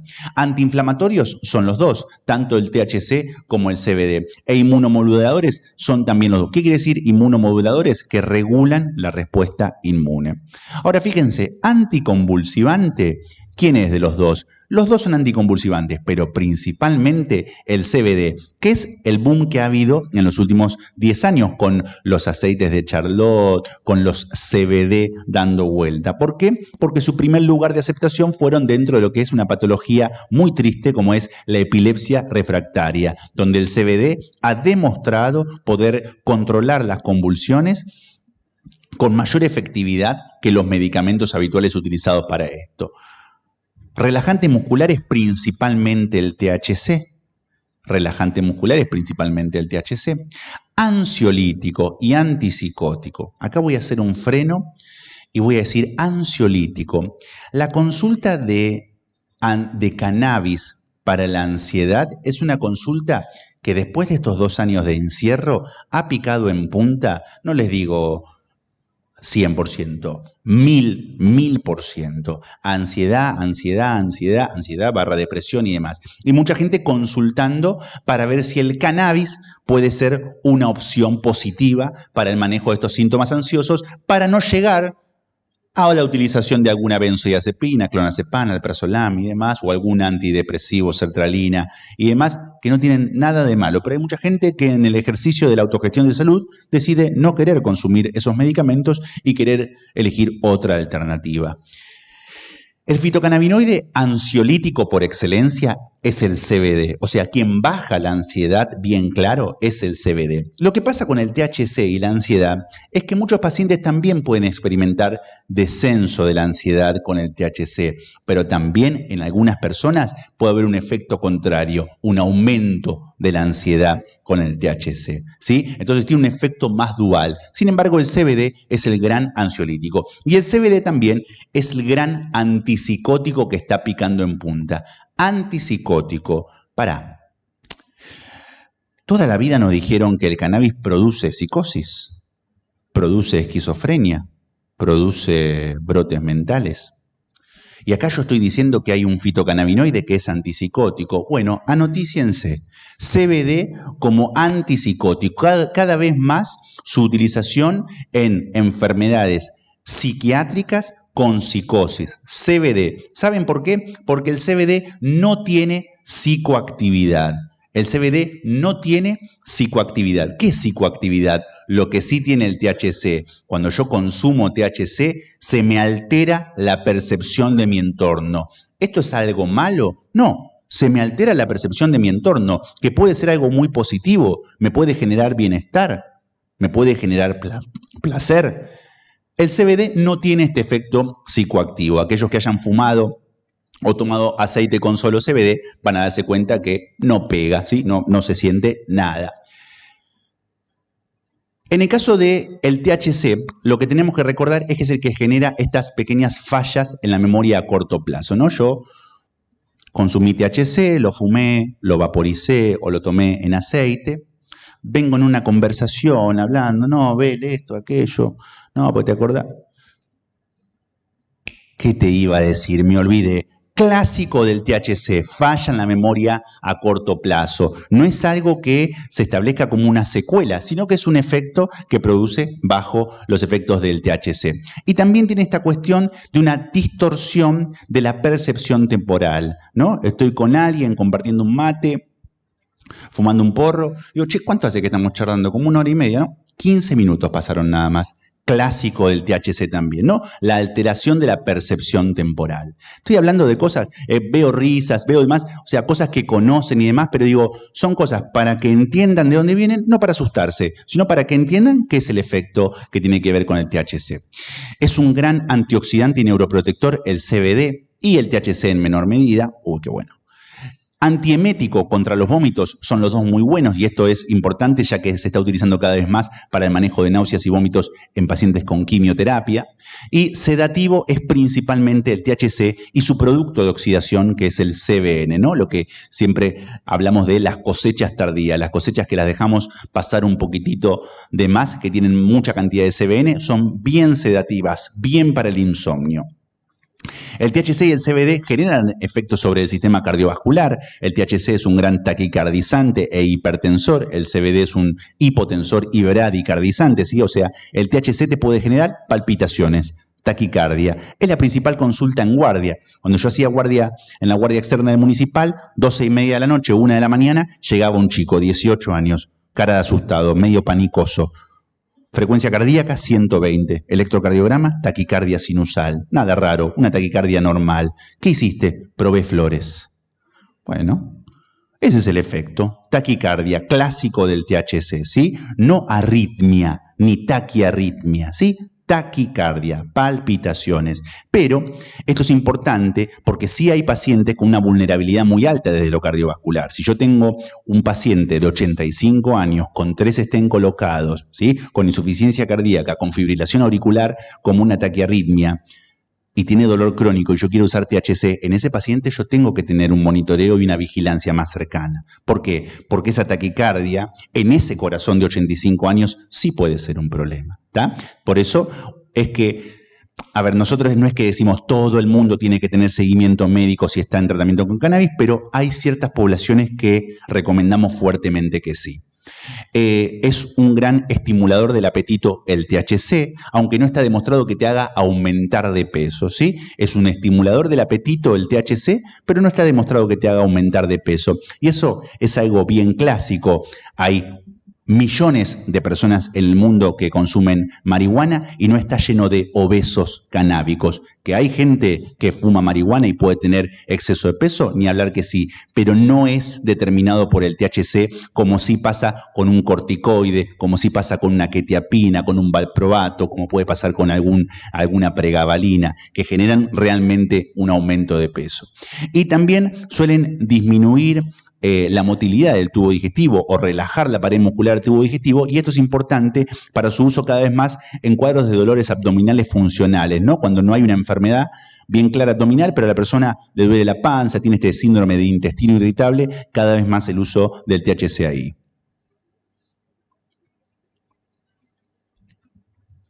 Y cómo no olvidarse, que es una planta famosa por eso, que después lo nombramos un poquitito, el poder anticarcinogénico que tiene, o sea, antitumoral, ¿sí? Decían que es una planta que cura el cáncer, yo estoy convencido de eso. Falta más estudio para poder decir qué cáncer y a qué dosis, pero hace mucho tiempo que sabemos el papel del THC y el CBD sobre el glioma, sobre tumores del sistema nervioso central, y sobre el cáncer de pulmón, el CBD. Y son ambos dos, sobre todo el THC, gran reductor de la presión intraocular.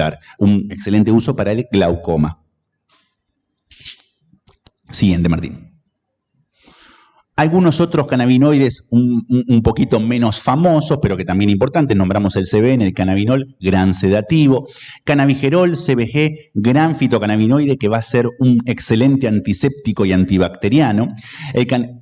El cannabinocromeno, el CBC, que es un potenciador del THC y también con gran poder antiinflamatorio, y las formas ácidas, ¿no? Que lo que nombraba Ale en la cromatografía que se veían. Si ustedes tienen una cromatografía que es algo vertical, las formas ácidas las van a ver acá abajo. Son formas no decarboxiladas, ¿sí? Son formas que tienen también acción terapéutica, y cada vez más se ve su acción terapéutica porque han tomado mucho vuelo lo que son las extracciones en frío de cannabis, donde no hay calor. Entonces no hay decarboxilación y hay una gran predominancia de estas formas ácidas. Sobre todo está ganando mucho terreno en el manejo de síntomas dentro del trastorno del espectro autista. Siguiente.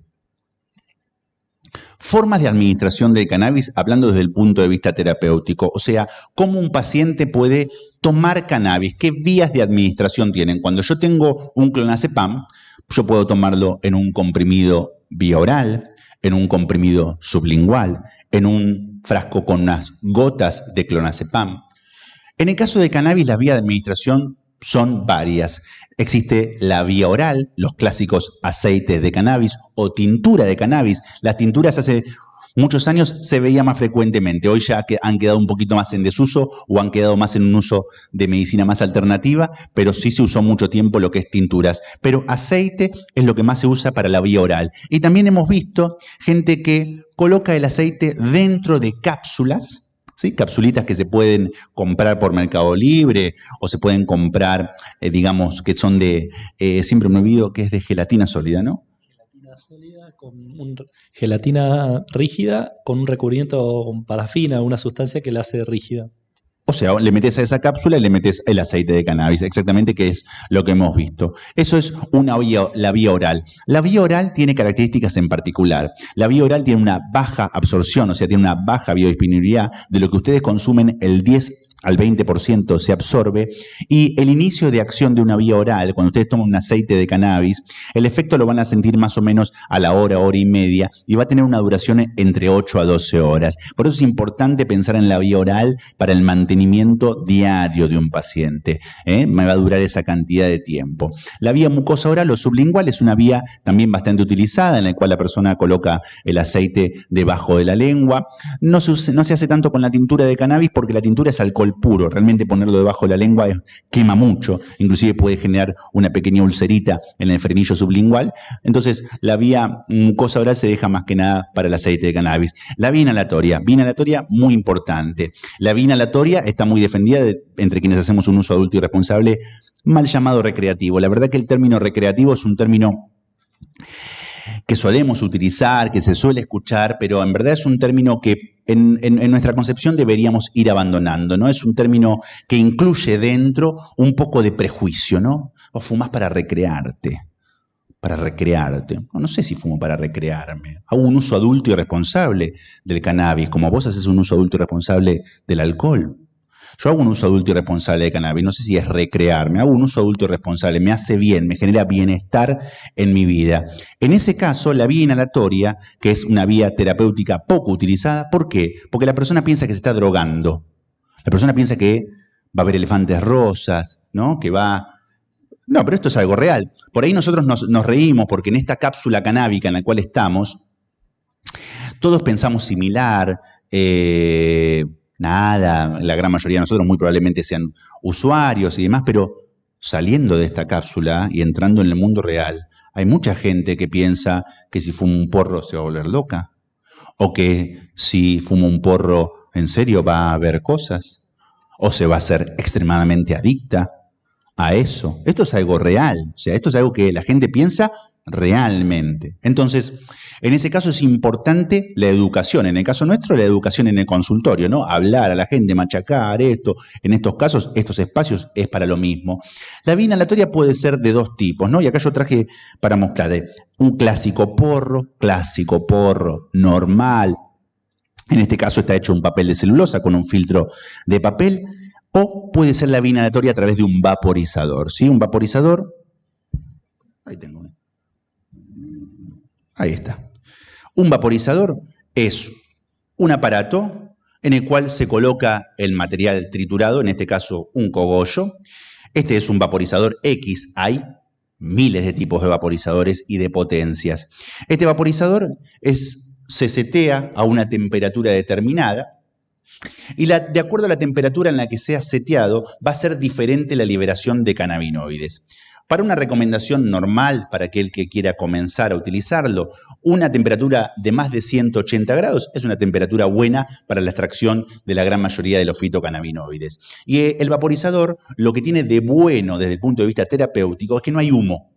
No hay humo. El porro, hermoso, divino, fácil de acceder, sobre todo si cultivan, pero hay humo, hay combustión.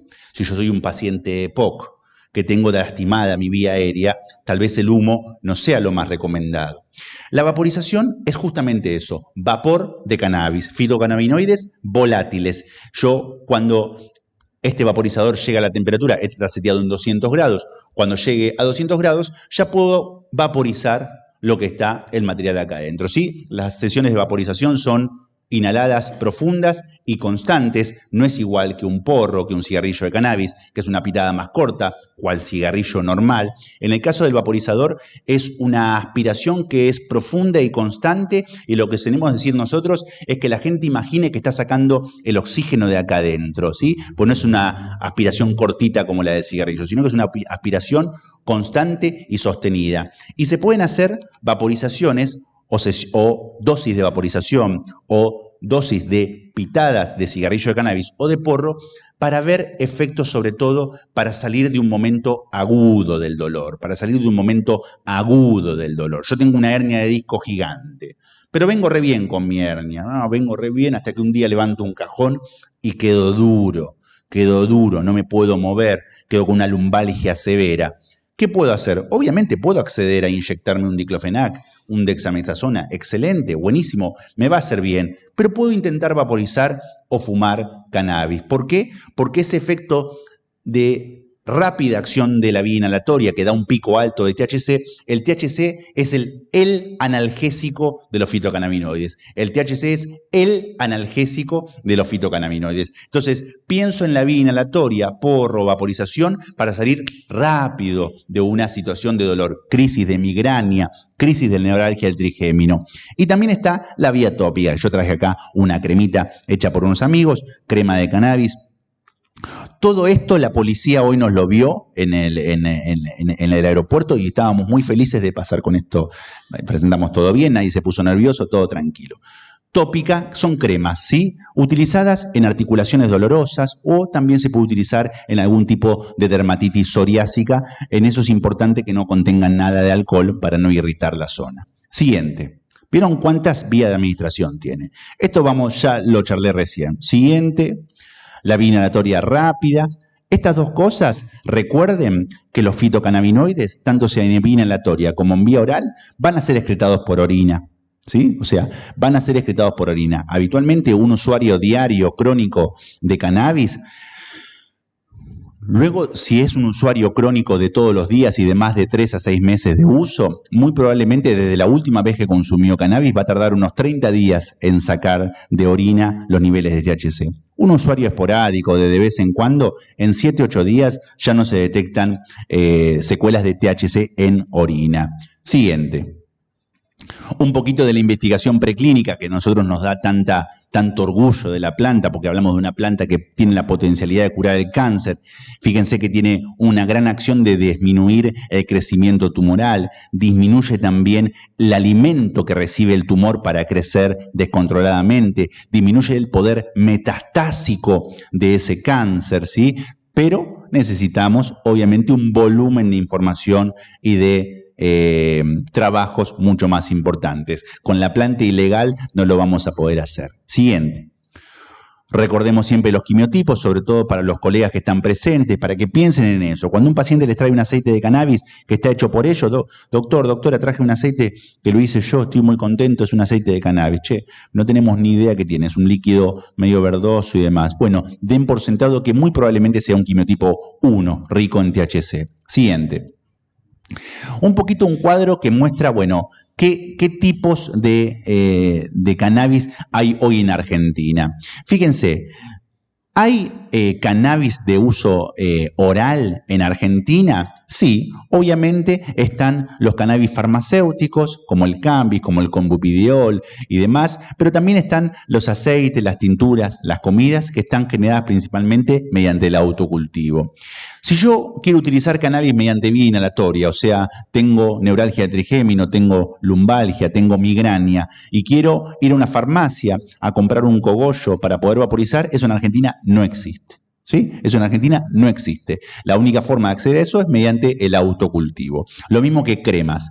La única crema que salió hoy en día en Argentina es el Ratisalil CBD de ELEA, que el Ratisalil CBD tiene extremadamente contenido bajo de CBD y tiene una enorme cantidad de otras moléculas o otros fitopreparados como son árnica, capsaicina, alcanfor, mentol, entre otros, que son también fitopreparados con poder analgésico y antiinflamatorio. Pero ELEA, el laboratorio que produce esto, fueron muy rápidos y pusieron la chala y el Ratisalil CBD en nuestras propagandas, ¿no? Y realmente están vendiéndolo mucho. Pero no es la crema que más respeta el espíritu canábico. Una crema hecha de resina de cannabis, de un full spectrum, es la que más tiene acción porque respeta el efecto entourage, el efecto séquito. Siguiente.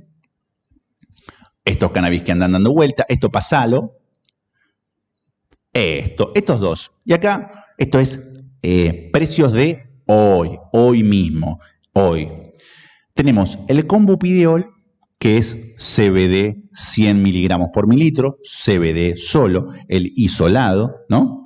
Y cannabis, ¿sí? CBD solo.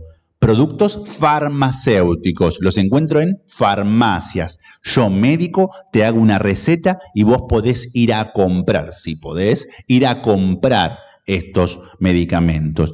El combupidiol salió el año pasado y cuando salió fue un boom porque la gente que estaba importando cannabis con CBD para epilepsia refractaria se pasó rápidamente a esto porque pasábamos de un precio de 200.000 a 73.000 pesos. Excelente. Y a principios de este año apareció con una estrategia económica muy fuerte, Elea con Cambis, poniéndolo a 1/5 del precio que salía, destrozando el mercado del combupidiol y poniéndose a él como el cannabinoide, digamos, que predominó. Fíjense que uno está 12.600 pesos y el otro 73.400 pesos. Hoy en día, las obras sociales prepagas o el Estado, para lo único que cubren este tratamiento, para la única patología que cubren este tratamiento, es para aquellos que padezcan epilepsia refractaria. Vos tenés dolor crónico, estás en quimio, tenés cáncer, no está cubierto esto. ¿Lo podés comprar? Sí, pero no te lo cubre ni la obra social prepaga ni el Estado. Siguiente. Y esto después se lo dejo para que lo lean, pero esto es un poquito lo que hablaba de la evidencia científica. Habrán visto por Facebook, por diferentes lados, che, el cannabis trata esta sábana de patologías, un montón de enfermedades que trata el cannabis. Eso es una verdad a medias, porque ustedes lo que tienen que pensar es que los fitocannabinoides lo que van a tratar son síntomas dentro de las enfermedades. Ahora vamos a ver qué síntomas, pero es un paliativo de síntomas de las enfermedades. Muchas veces en entrevistas o en estas charlas así nos preguntan, che, pero ¿el cannabis cura? Bueno, si yo dejo de tener dolor porque venía teniendo dolor por una situación y no lo tengo más, bueno, curarme no lo hizo, pero me alivió muchísimo. Entonces, el concepto cura es un concepto que también tiene que ser revisado, porque las cosas no se curan por una molécula, por una planta, se curan por muchas cosas, entre ellas, obviamente, la utilización de sustancias que me calmen los síntomas y que no sean un peso para mi cuerpo. Entonces, pienso al cannabis como una molécula, como un conjunto de moléculas que me sirven para tratar síntomas dentro de enfermedades. ¿Qué síntomas? Dolor crónico, insomnio, falta de apetito, ansiedad, depresión, ¿sí? Náuseas y vómitos, espasmos musculares. Pero estos síntomas están en un sinfín de enfermedades. Entonces, no piense en cannabis para artrosis, cannabis para fibromialgia. Pienso en cannabis para el dolor dentro de la artrosis. Pienso en cannabis para el dolor, el insomnio y la depresión dentro de la fibromialgia, ¿sí? No lo pienso para la enfermedad, lo pienso para los síntomas. Siguiente. Y esto es un poquitito la evidencia científica que hay hasta el momento del uso de cannabis. Es una evidencia canadiense, lo que hablamos al principio. Canadá hace 30 años que tiene legalizado el uso de cannabis, por eso tiene una ventaja muy importante en el desarrollo de evidencia científica.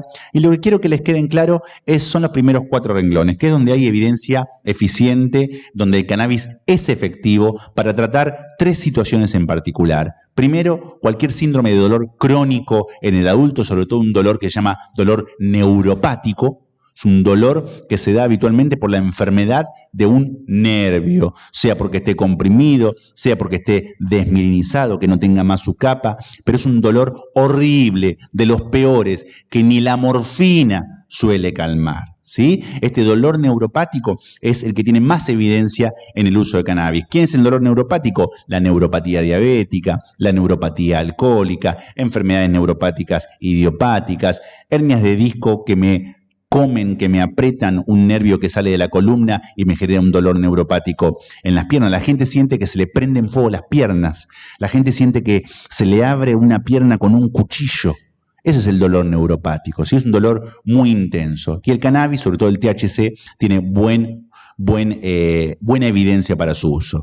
La segunda evidencia importante de peso es el uso en el manejo de náuseas y vómitos en pacientes que están en quimioterapia. Recuerden que la quimioterapia es un tratamiento que busca destruir un tumor, que busca destruir el cáncer. Son medicamentos con un nivel de toxicidad muy alto. Obviamente, la gente muchas veces tiene que hacer los tratamientos para curarse o para disminuir tamaños de tumores, pero no dejan de ser sustancias muy tóxicas que generan, entre otras cosas, mucha náusea y muchos vómitos. Entonces, es importante pensar en el cannabis para las personas que están en quimioterapia para que puedan reducir esa cantidad de náuseas y vómitos, además de que les abre el apetito, que lo pierden rotundamente en estos tratamientos. Y para el manejo de dolores causados por espasmos musculares en esclerosis múltiple. Ale nombró el Sativex, ese spray que se vendía en Europa, que era un quimiotipo 2 con THC y CBD, que acá en Argentina no existe. Bueno, es porque justamente tiene una gran evidencia para ese manejo de síntomas. Mejora el insomnio en determinadas enfermedades, mejora el insomnio de la apnea obstructiva del sueño, el insomnio que se da dentro del Parkinson, el insomnio que se da dentro de la depresión, el insomnio que se da dentro de lo que son el síndrome de dolor crónico. Y también hay otros usos que se están investigando cada vez más, como el uso en Tourette, en el síndrome de Tourette, en la ansiedad, en el manejo de estrés postraumático. Está utilizándose cada vez más para el manejo de excitación psicomotriz en el contexto de demencia, ¿sí? Entonces, pero eso tiene mucha menor evidencia. Siguiente.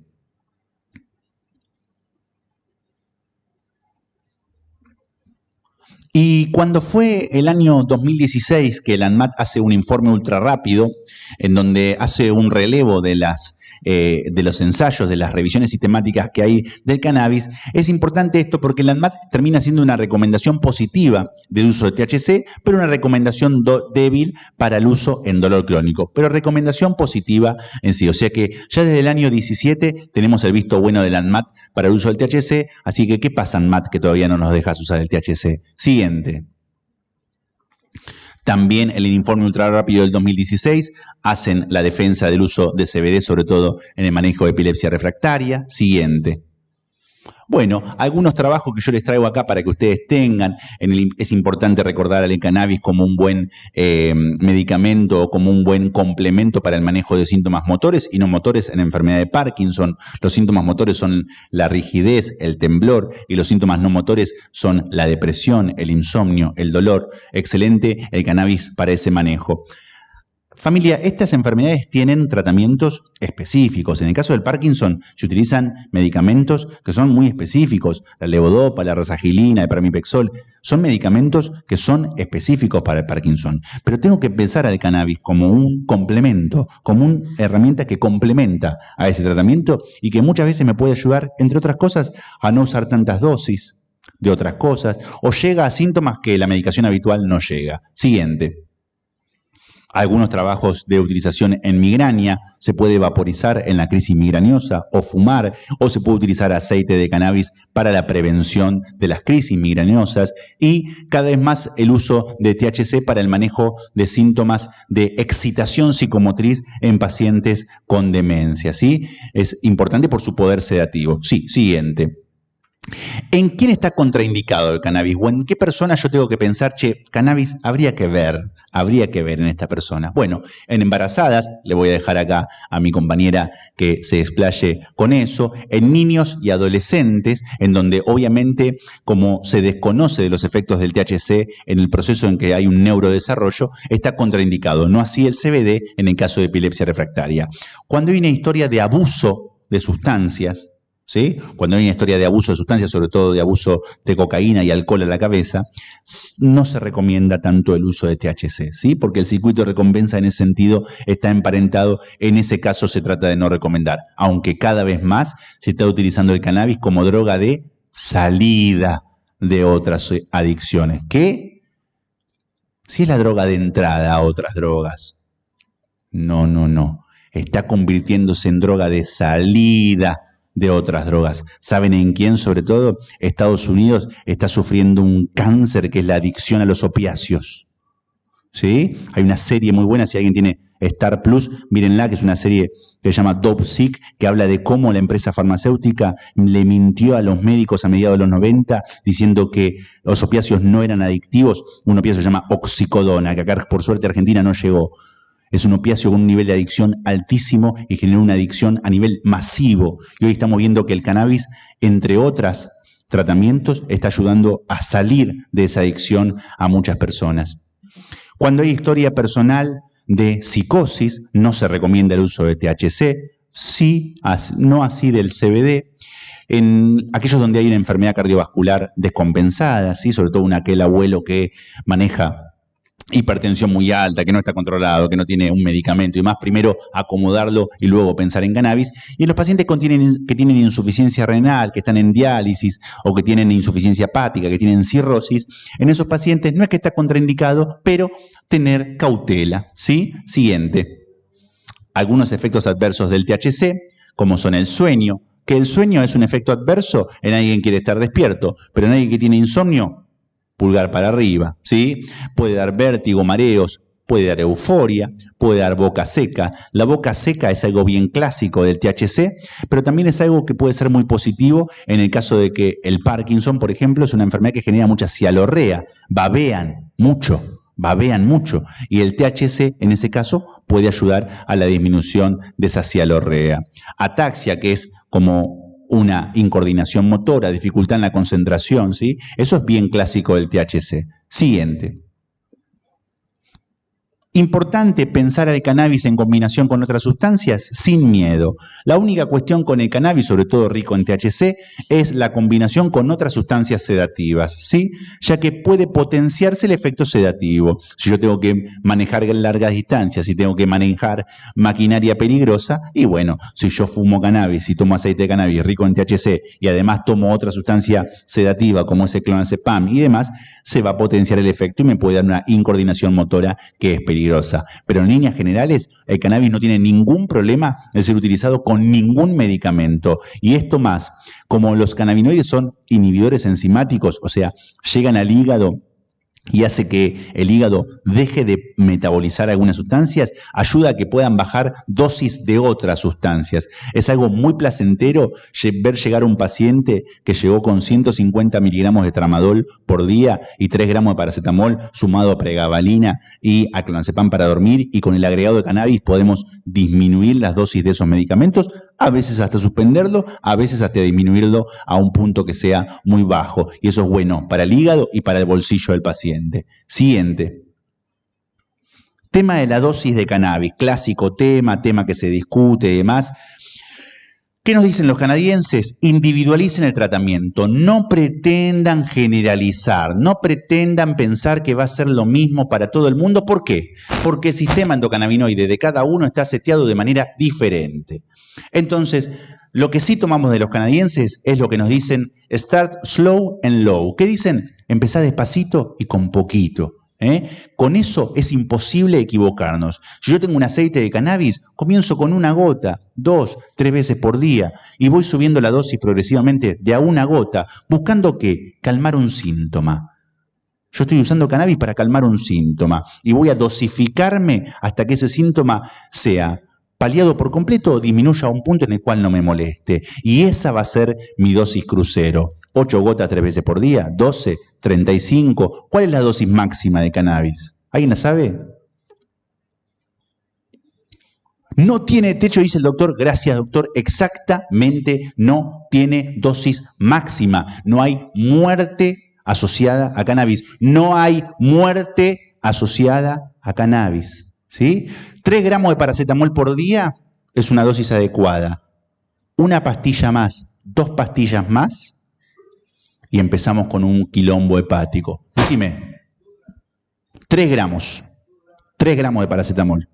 Bueno, más de 3, 4 gramos de paracetamol empiezan a generar una hepatitis que puede ser muy peligrosa. ¿Sí? Entonces, y eso es de venta libre. ¿Tá? Eso es de venta libre. Entonces, cuando pensamos en el prejuicio del cannabis y demás, tenemos que pensar que el prejuicio viene del lado de la ignorancia, ¿sí? Entonces, ¿qué hay que hacer con esas personas? No enojarse, charlarles. Siguiente.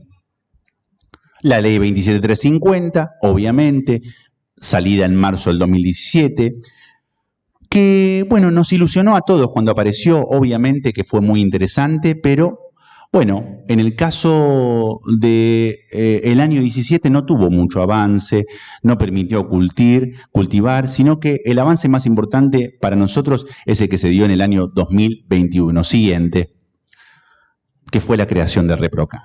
El ReproCan, el registro del programa de cannabis, es la creación de avanzada más importante que ha tenido este país con respecto a lo que tiene que ver con el acceso de derechos, con el acceso a cultivar que tiene la persona. Y este permiso se generó en medio de una pandemia. O sea que hay que sacarse el sombrero, más allá de las cuestiones políticas o de las banderas políticas, hay que sacarse el sombrero con respecto al gobierno que en el medio de una pandemia dio aval para que las personas puedan cultivar y transportar cannabis. Siguiente. ¿Qué se necesita para esto? Un médico, médica u odontólogo que te vincule al ReproCan, ¿sí? O sea, que con un código de vinculación que cualquiera de ustedes puede ingresar y anotarse como paciente que cultiva para sí mismo, tienen que llenar un consentimiento informado y digamos, un formulario de inscripción al ReproCan, que es importante porque con esos dos formularios y el código de vinculación, el médico los vincula a justamente al ReproCan. Ha tenido situaciones donde funciona más rápido, funciona más lento, pero en la práctica está funcionando. Nombré hace un ratito que nosotros viajamos con marihuana encima mediante aeropuertos y podemos mostrar la documentación sin problema. Siguiente. Cultiva, bueno, esto es un poco de la página, no mucho más. Siguiente. Las credenciales que pueden tener, que las descargan de la página una vez que están aprobados. Y creo que no hay mucho más. A ver, siguiente. Los rangos permitidos, cantidad de plantas que se permiten por año, hasta 9 plantas anuales. Se puede permitir hasta 6 metros cuadrados de cultivados y el cultivo es dentro de la casa, ¿sí? No de indoor, no de dentro de la casa bajo techo, sino que dentro del domicilio. No se puede cultivar en la vereda. El transporte es de hasta 6 frascos de 30 mililitros de cannabis y hasta 40 gramos de flores. Yo traje 3-4 gramos de flores hoy, pero hasta 40 gramos de flores se puede transportar mediante la autorización del ReproCan. Siguiente. Este es el formulario del CISA de la solicitud de inscripción que el médico o la médica le va a pedir. Siguiente. Y el consentimiento informado. Estas dos cosas tienen que ser llenadas por el paciente y por el médico, y el médico junto con ese código de vinculación lo inscribe al registro del programa de cannabis. Siguiente, parte del PDF también, y no mucho más. Lo dejo acá con mi compañera. Gracias por escuchar. Gracias. Gracias.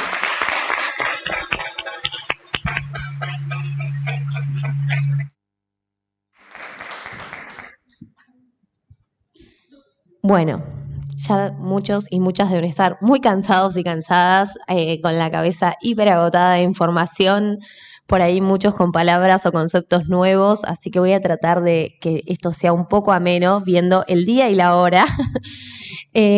Bueno, mi nombre es Belén Ferro Moreno, soy de Bahía Blanca, soy médica, egresada de la Universidad Nacional del Sur, me especialicé en medicina familiar. También, bueno, como le contaron los chicos, hice el posgrado en la Universidad Nacional de La Plata en 2017 de endocannabinología y terapéutica canábica. Soy docente del Departamento de Ciencias de la Salud en la Universidad Nacional del Sur, en la carrera de acompañante terapéutico y como cocoordinadora de la Cátedra de Usos del Cannabis Medicinal y cofundadora de la Red de Profesionales para el Estudio del Cannabis. Como van a ver, la charla tiene que ver con cannabis y salud femenina o cannabis y mujer, que ahí lo tenemos por ahí con un asterisco el término mujer, porque ya saben que nos estamos refiriendo a cuerpos con útero, ¿sí? Después la identidad de cada persona variará según lo que esa persona decida, pero vamos a estar refiriéndonos por ahí a la palabra mujer, refiriéndonos al concepto de algo muy orgánico, muy biológico. Seguimos. Siempre invito a pensar en los conceptos de salud y en cómo vamos a abordar estas temáticas desde una perspectiva de género. Hay un libro, que es este que les comparto ahí, que conocí en estoy haciendo una maestría en salud colectiva en la Universidad Nacional del Sur y tuvimos la suerte de tener un seminario con Dora Barrancos, donde ahí conocí este libro y hay algo interesante que comenta este libro, es que la mayor parte de las patologías que conocemos en salud están investigadas en cuerpos masculinos. Entonces, por ejemplo, lo que conocemos de cómo es un infarto son síntomas que son más típicos en un hombre, ese síntoma de opresión en el pecho y molestias, y en las mujeres tal vez lo más común no son ese tipo de síntomas al tener un infarto. Entonces, con ese ejemplo lo que les quiero decir es que es muy importante dentro de la salud y de toda la investigación que tengamos, tener una perspectiva de género y saber que no todos los organismos responden igual y por supuesto no es lo mismo el organismo de un hombre, biológicamente hombre, que de un cuerpo femenino, de un cuerpo con útero, ¿sí? Entonces tenemos que pensarlo de esa manera y también con este concepto de interseccionalidad, que por ahí algunos o algunas de ustedes pueden conocer, que es una herramienta analítica para pensar algunas desigualdades que puede haber, en este caso en salud, que tienen que ver justamente con género, con etnia, con clase, porque no es lo mismo ser hombre, ser mujer, ser una persona trans, ser de alguna cultura en específica, ¿sí? Y la clase social en la que estamos también lamentablemente determina nuestro acceso a ciertas cuestiones o derechos en salud. Seguimos. Como algunos de mis compañeros ya nombraron, Ethan Russo tiene muchísimas publicaciones, es una persona que les sugiero que busquen todas las publicaciones e investigaciones que tiene hechas específicamente con cannabis. Hizo hace unos años una publicación sobre tratamientos de cannabis a lo largo de la historia, específicamente en ginecología y obstetricia. Entonces lo que se hizo fue recabar todo lo que había escrito a lo largo de toda la historia, no estamos hablando nada más de método científico, con respecto a, bueno, cómo se utilizó la planta de cannabis en ginecología y obstetricia. ¿Y qué fue lo que se encontró? Pasamos al que sigue. Podemos encontrar que en realidad hace más de 4.000 años que hay registros del uso de la planta de cannabis en cuerpos femeninos. Entonces, por ejemplo, en la era de la Mesopotamia, encontramos que hace 4.000 años había una materia que se llamaba azalú, donde se mezclaba azafrán con menta y se usaba para dolores en la menstruación o para dolores durante el parto. También podemos encontrar que hay registros de su uso en Egipto, donde se usaba para contracciones uterinas. Podemos ver que se usaba en Persia como abortivo, pero también vamos a encontrar en la primer materia árabe que se usaba para prevenir abortos. Entonces, esto tiene que ver, como vienen charlando un poco los chicos, con que la planta de cannabis no es una sola. Hay muchísimas variedades y se han usado no solamente sus flores, sino hasta el jugo de raíces, sus semillas, las hojas, y que varían no solamente con respecto a la cantidad de THC o CBD que tiene, sino como hoy explicó Ale, hasta los terpenos modifican su uso.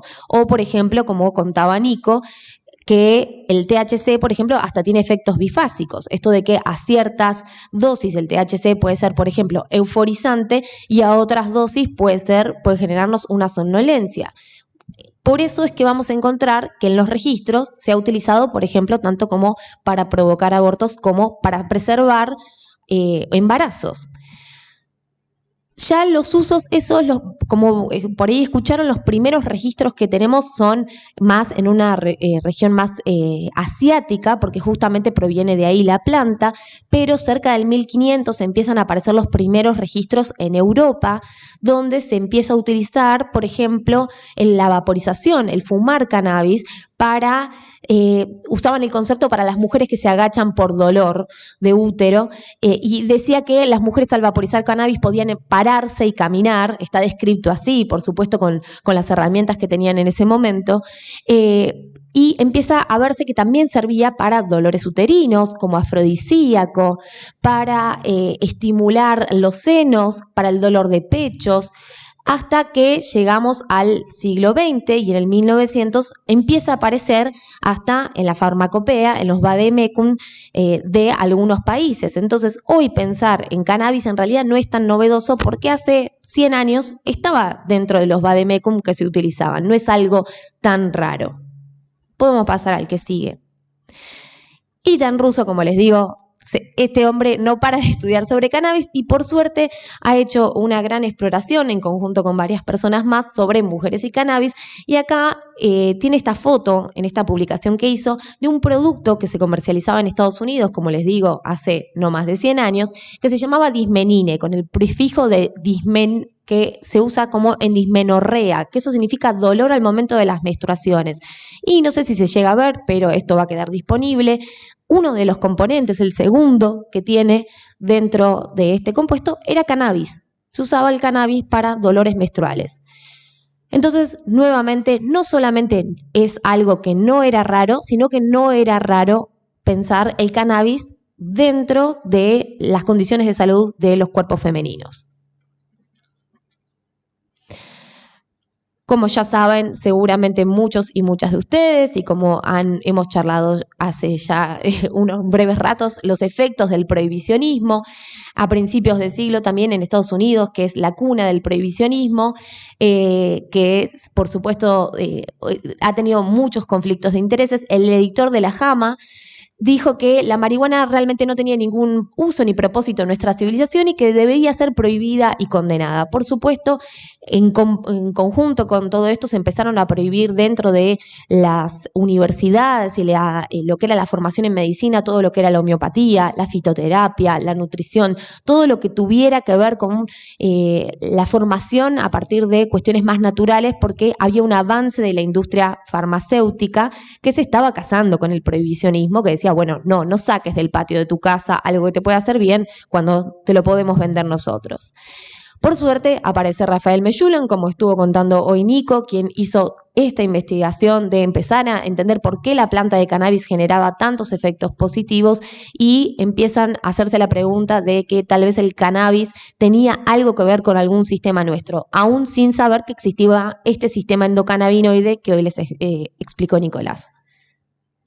Este sistema endocannabinoide, vuelvo a repetir muy brevemente, ¿de qué se encarga? Al igual que tenemos un sistema cardiovascular, un sistema renal, un sistema digestivo, el sistema endocannabinoide son señales que se mandan dentro del cuerpo para intentar generar una homeostasis, una regulación, un equilibrio dentro de muchísimas regulaciones del cuerpo que tienen que ver con el apetito, con el sueño, con el descanso, con el dolor, ¿sí? Con el crecimiento, con muchísimas cuestiones del organismo. Entonces es por eso que hoy nos encontramos con que la planta de cannabis justamente ayuda en todas estas patologías que estuvieron nombrando los chicos, desde epilepsia, glaucoma, cáncer, justamente porque cuando estamos consumiendo cannabis está interactuando básicamente con todo nuestro organismo. Podemos pasar al que sigue. Por suerte, pese a que este sistema endocannabinoide, como hoy decíamos, tiene 28 años descubierto, esta vez sí intentaron empezar a estudiarlo un poco más dentro de lo que era nuestro sistema reproductor femenino. Y encontraron que en personas, en seres humanos, la anandamida, que era uno de nuestros endocannabinoides, y lo que es la amida hidrolasa de ácidos grasos, lo que vamos a nombrar como FA, que es una enzima que degrada estos endocannabinoides nuestros y que modula este sistema endocannabinoide, están en ovarios, en oviductos, en el endometrio, en el miometrio, que son parte de nuestro sistema ginecológico y que está implicado directamente con lo que es la foliculogénesis, con la maduración de estos ovocitos, con la secreción endocrina de nuestras hormonas femeninas, con el transporte de los embriones por los oviductos, con la implantación, con la formación de la placenta.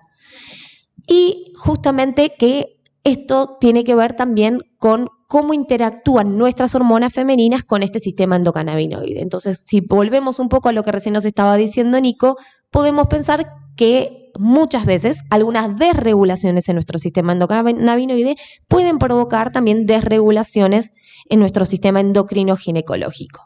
Podemos pasar al que sigue. Por suerte, podemos encontrar que pese a que todavía son al menos un poco insuficientes, empezamos a entender qué es lo que pasa y cómo funciona este sistema endocannabinoide dentro del sistema genital femenino y empezamos a ver qué rol cumplen. Estos textos no los quiero abrumar porque veo que hay gente del ámbito de la salud, que allá hay una ginecóloga, por suerte, que vino a escuchar y que no sé si ya habrás leído o no alguna de estas cuestiones, ¿sí? Pero para no aburrir al resto, después de última, quienes se quieran quedar, charlamos un poquito de estas cuestiones, pasamos al que sigue y no solamente podemos encontrar bibliografía en inglés o de otros países, sino me resultó interesante que del año pasado encontramos en una revista de endocrinología y metabolismo un texto específico de cómo afecta el cannabis al sistema hormonal y específicamente en el sistema ginecológico femenino. Pasamos al siguiente. Específicamente lo que tiene y que resulta interesante es que el THC actúa a nivel del hipotálamo y lo que se ve es que el consumo de cannabis podría llegar a provocar, con altas dosis de THC, que se provoque como una inhibición a nivel del hipotálamo y que esto inhiba después la producción de algunas hormonas. Lo que se vio es que si se le da gonadotrofina a estas personas, se siguen produciendo normalmente lo que es FSH, LH, las hormonas ginecológicas. O sea, esto es lo que determina que es a nivel del hipotálamo, que como dijo Nico, es uno de los lugares donde tenemos más receptores de THC. Lo que se cree es que estos... No podemos pasar. Lo que se ha visto es que estos cambios, al generar justamente esta inhibición a nivel del hipotálamo, podrían llegar a provocar un efecto anovulatorio, una inhibición de estas hormonas, ¿sí? Que tenemos que tenerlas en cuenta especialmente porque si tenemos personas, por ejemplo, que vienen a consultar porque están consumiendo cannabis por dolor o por cuestiones, vamos a llamar recreativas, como había comentado Nico recién, y están, por ejemplo, en búsqueda de un embarazo y ese embarazo no se está logrando, tenemos que pensar que puede llegar a deberse, ¿sí? Por el efecto anovulatorio del cannabis. De todas maneras, todos y todas conocemos personas que consumen cannabis y que han tenido o tienen embarazo o hijos e hijas, así que no es que significa estoy consumiendo cannabis, no estoy ovulando, pero sí lo que se ha visto es que hay una leve tasa mayor de ciclos anovulatorios que pueden estar producidos específicamente por el consumo de cannabis. Hay muchos estudios preclínicos, especialmente en animales, donde se vio que al administrarse THC provocan ciclos anovulatorios, pero cuando se retira el THC se reinicia el ciclo normalmente al menos en los 6 meses posteriores. Esto es lo que recién estábamos diciendo. Podemos pasar a la próxima. Esto de los cambios en la tasa ligeramente elevada de los ciclos menstruales anovulatorios, estos retrasos ovulatorios que puede haber, ¿sí? Que el consumo crónico de moderado a intenso es un poco inespecífico, no está dicho cuánto sería de moderado a intenso y esto tiene que ver también con lo que dijo Nico hace un rato. Cada sistema endocannabinoide es distinto, no todas las personas responden de la misma manera al cannabis, entonces no es que habría una dosis específica que nos va a decir con esta cantidad de cannabis al mes vas a tener un ciclo anovulatorio, pero es algo con lo que tenemos que tener en cuenta y pensar como profesionales de la salud acompañantes. Esto lo podemos pasar. Algunas de otras cosas interesantes específicas con el ciclo femenino es que los estrógenos interactúan también con lo que es el cannabis, ¿sí? La anandamida fluctúa recuerden, nuestro cannabinoide, fluctúa durante el ciclo menstrual de una persona y como pasa con la tolerancia y la resistencia al cannabis, también los estrógenos generan esto. ¿Qué es lo que hacen los estrógenos? A medida que aumentan los estrógenos, lo que hacen es que ¿se acuerdan esta enzima que les nombré hace un rato? La FA, que degrada la anandamida, hace que no pueda actuar bien. Entonces, en el momento de la ovulación, a la mitad del ciclo, lo que generaría es que tengamos un pico más alto de anandamida. Y eso explicaría por qué está descrito que tal vez al momento de la ovulación se siente como una mujer o una persona con útero se puede sentir como con una sensación de más bienestar. En cambio, cuando disminuyen los estrógenos, esa enzima, esa FA, aumentaría y puede degradar y romper la anandamida más fácilmente. Entonces sería eso lo que explicaría algunos de los síntomas por ahí que explican el síndrome premenstrual, que pueden generar más ansiedad o más molestia emocional, y tiene que ver con que nuestra anandamida, ¿sí? Que es la que puede, un endocannabinoide que genera una sensación de bienestar, y de hecho su nombre significa eso, ¿sí? Estaría disminuida. Algo que se estudió es al CBD.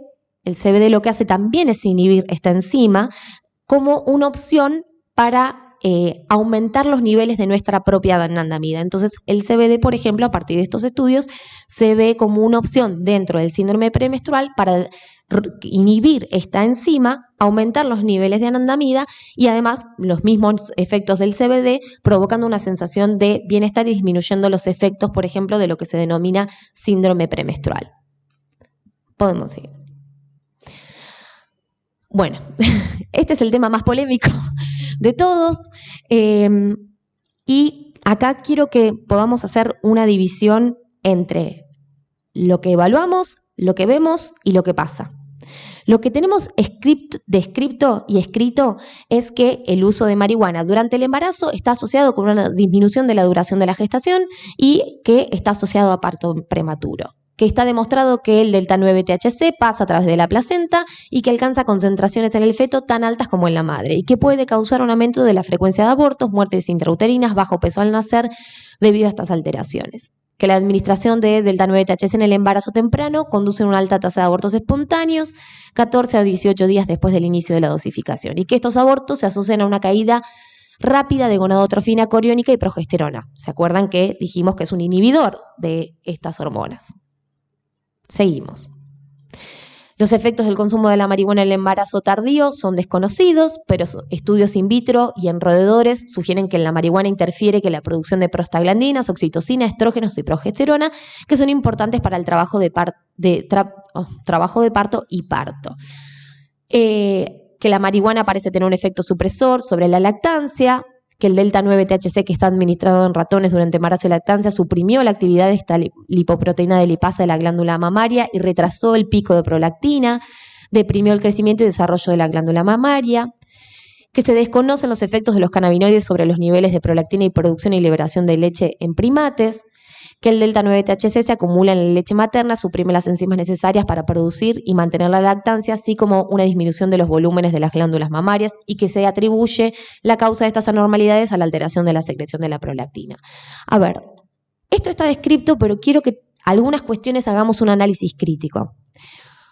Muchos de estos son estudios en ratones y, como bien ahí explica, en roedores y no en primates, no en personas humanas. Por supuesto que hay límites éticos en la investigación en embarazadas. No es que alguien le va a dar una embarazada adrede cannabis, y menos con las leyes de estupefacientes que tenemos, donde hoy directamente es difícil estudiar el cannabis en cualquier ser humano, justamente por las limitaciones que tenemos legales. Entonces, algunas de estas cuestiones, si es lo que tenemos escrito, le tenemos que dar bola, por supuesto, pero me gustaría invitar a que hagamos un análisis crítico de estas cosas también. ¿Sí? Porque muchas veces, por ejemplo, algunos estudios, específicamente, hasta estudios que no tengan que ver únicamente con embarazo y estudiaban a personas que consumían cannabis, tal vez el cannabis no era la única sustancia que consumían. Y hay que evaluar también en qué condiciones estaban viviendo esas personas, ¿sí? Porque a veces no tiene nada que ver, no podemos tomar un solo factor como que es ese el que está provocando específicamente esto que estamos diciendo.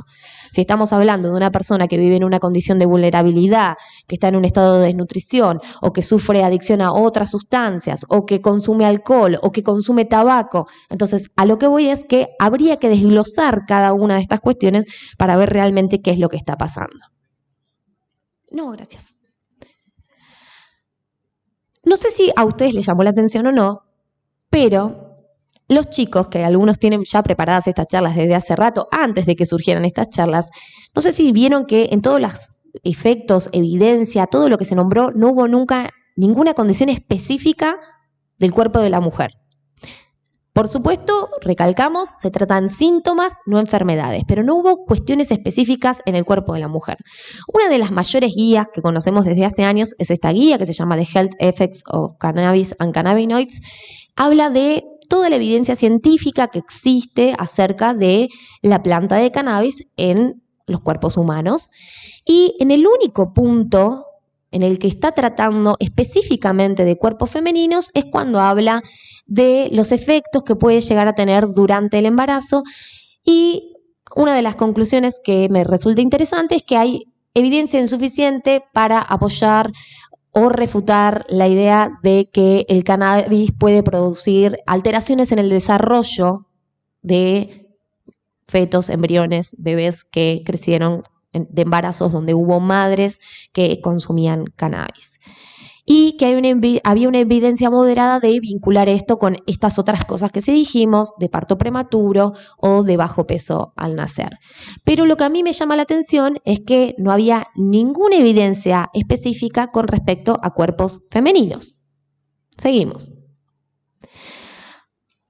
Pero después los usos en la práctica clínica, una cosa es lo que está escrito en los papeles y otra cosa es lo que vemos. La planta de cannabis tiene una particularidad que es que no fue que vino la industria farmacéutica a ofrecernos el ibuprofeno y nosotros se lo dimos a las personas, sino es que por suerte venían las personas a decirnos, yo estoy consumiendo cannabis y esto me está ayudando a resolver este problema en particular.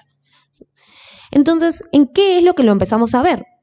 Que muchas personas lo utilizan para el tratamiento de la dismenorrea, que es este dolor al momento de estar menstruando, o para el síndrome premenstrual, que es un conjunto de síntomas que pueden tener las personas con útero los días previos o durante la menstruación, que no solamente tienen que ver con dolor, sino también pueden tener que ver con cambios en el ánimo, cambios en el descanso, cambios en el apetito.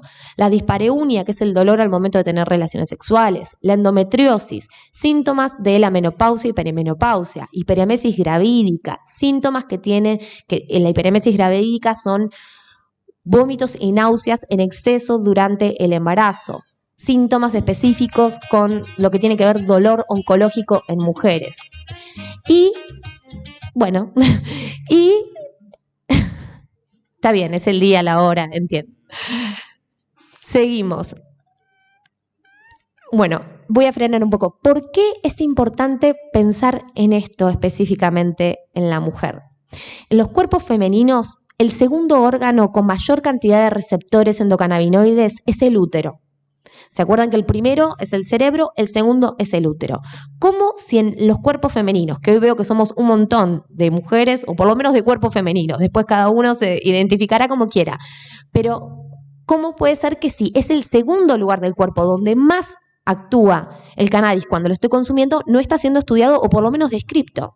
Entonces yo digo, bueno, seguramente la Federación Internacional de Ginecología y Obstetricia algo va a decir acerca del cannabis, porque si estudian el útero y estamos viendo que hay un avance fuertísimo con respecto al sistema endocannabinoide y cannabis, seguro que algo dicen, y en realidad lo único que dicen es equiparan al cannabis con el tabaco, con el alcohol, y van a poder ver que nos dicen: la adicción al alcohol, el cannabis y los opioides pueden provocar abortos espontáneos, defectos de nacimiento, restricción de crecimiento intrauterino, parto prematuro, ingreso a la unidad de cuidados intensivos.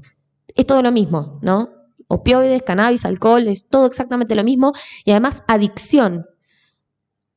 Más allá de que la adicción, por ahí si hay algún psicólogo o psicóloga por acá, puede describirlo seguramente mejor.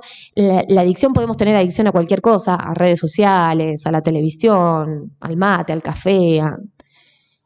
No está descrito que genere una adicción el cannabis. No está descrito. Sí puede generar una tolerancia, pero no una adicción. Entonces yo dije, bueno, ya estamos empezando mal. Si las federaciones internacionales, si las sociedades argentinas, si que estamos diciendo que el útero es el segundo órgano que mayor cantidad de receptores endocannabinoides tiene, donde justamente puede actuar, no está siendo estudiado, estamos frente a un problema muy grande. ¿Y qué es lo que nos empezamos a encontrar también? Que hay muchos estudios que hablan de, por ejemplo, que en mujeres se hicieron estudios cualitativos en mujeres embarazadas acerca del acceso a esta información.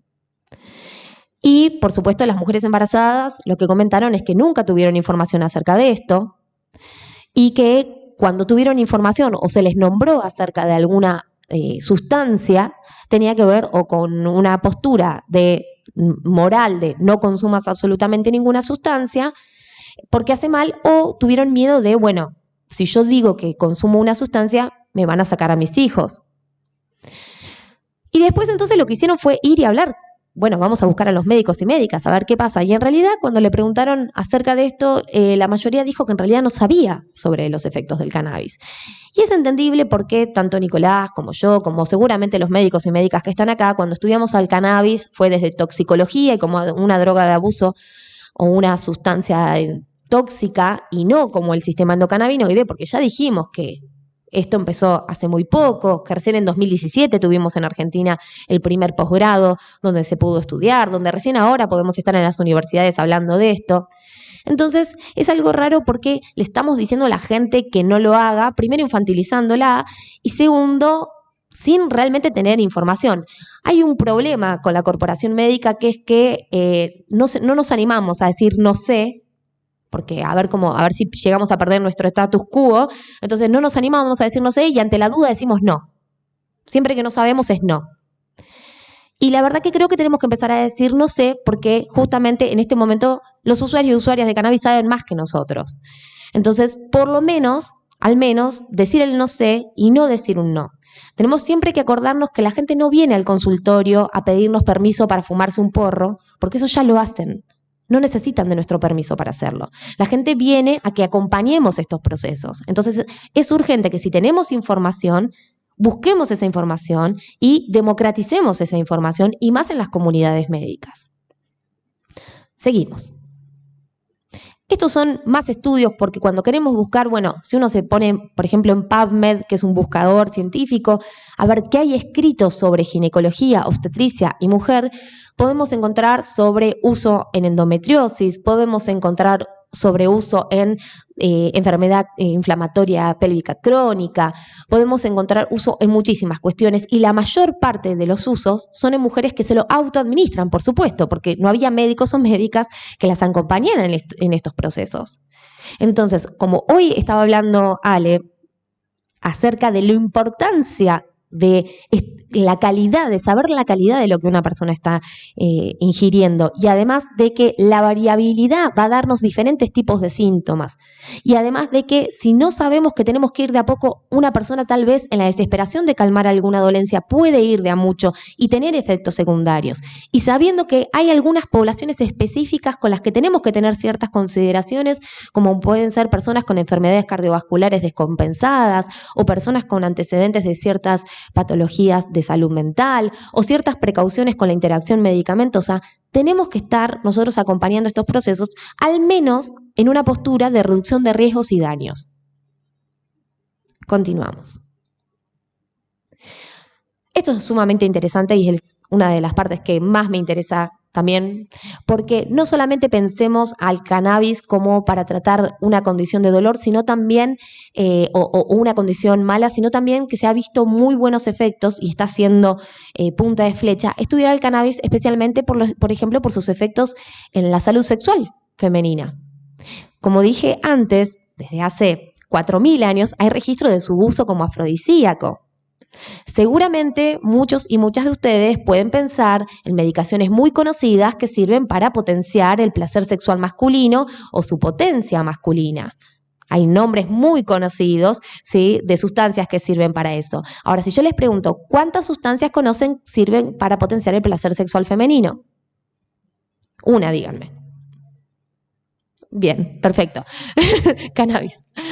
Bien, perfecto. Claramente, y esto es algo que está descrito, la industria farmacéutica pone mucho más énfasis en lo que es la investigación, el estudio y promover medicaciones para placer sexual masculino que para tratar dolor ginecológico femenino. Por eso es que hubo al principio, es imposible pensar esto si no lo miramos desde una perspectiva de género. Está esta cuestión de las mujeres son cuerpos sagrados, soportan el dolor, si tienen hijos, si pueden aguantar todo las mujeres, ¿no? Podemos aguantar todo. Bueno, no podemos ni queremos aguantar todo, no pensamos seguir naturalizando el dolor, ¿sí? Y no solo eso, sino que además vamos a utilizar esta planta no solo para calmar el dolor, sino para satisfacer y generar goce, deseo y placer. Entonces, por suerte se está investigando muchísimo, especialmente en Israel, que es raro porque uno pensaría por ahí en Israel con un país bastante conservador, pero bueno, por suerte, por lo menos en lo que es temática de cannabis, no solamente es quien avanza con respecto a todo lo que es investigación en cannabis, sino específicamente con cannabis y ginecología, y se están estudiando muchísimos productos que por ahí es una vía de administración que no está tan estudiada, pero por ejemplo la vía vaginal está siendo una vía estudiada, donde se están utilizando óvulos, cremas, supositorios, que no solamente actúan a nivel local para calmar dolores, sino también justamente para esto. Que ahora en Argentina hace poco hay como un emprendimiento, más allá que vamos a tomar entre comillas las normas legales que tiene ese emprendimiento, pero vi que hay emprendimientos que comercializan algunos como óvulos o productos específicos para zona genital para estimular o favorecer o satisfacer el placer sexual femenino, y esto tiene que ver con que favorecería llegar al orgasmo justamente el consumo de cannabis, tanto por vía inhalada, vía oral o vía local.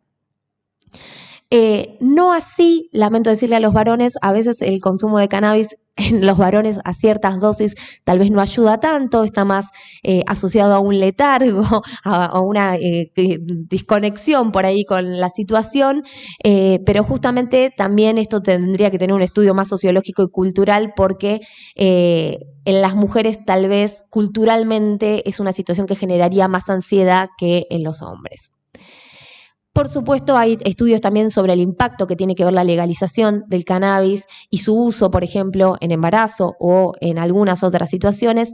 Se vio que en los países en los que está legalizado el consumo de cannabis ha aumentado el uso en población femenina. Creo que no hice la cuenta, pero creo que hoy somos más mujeres que hombres, así que festejo muchísimo eso.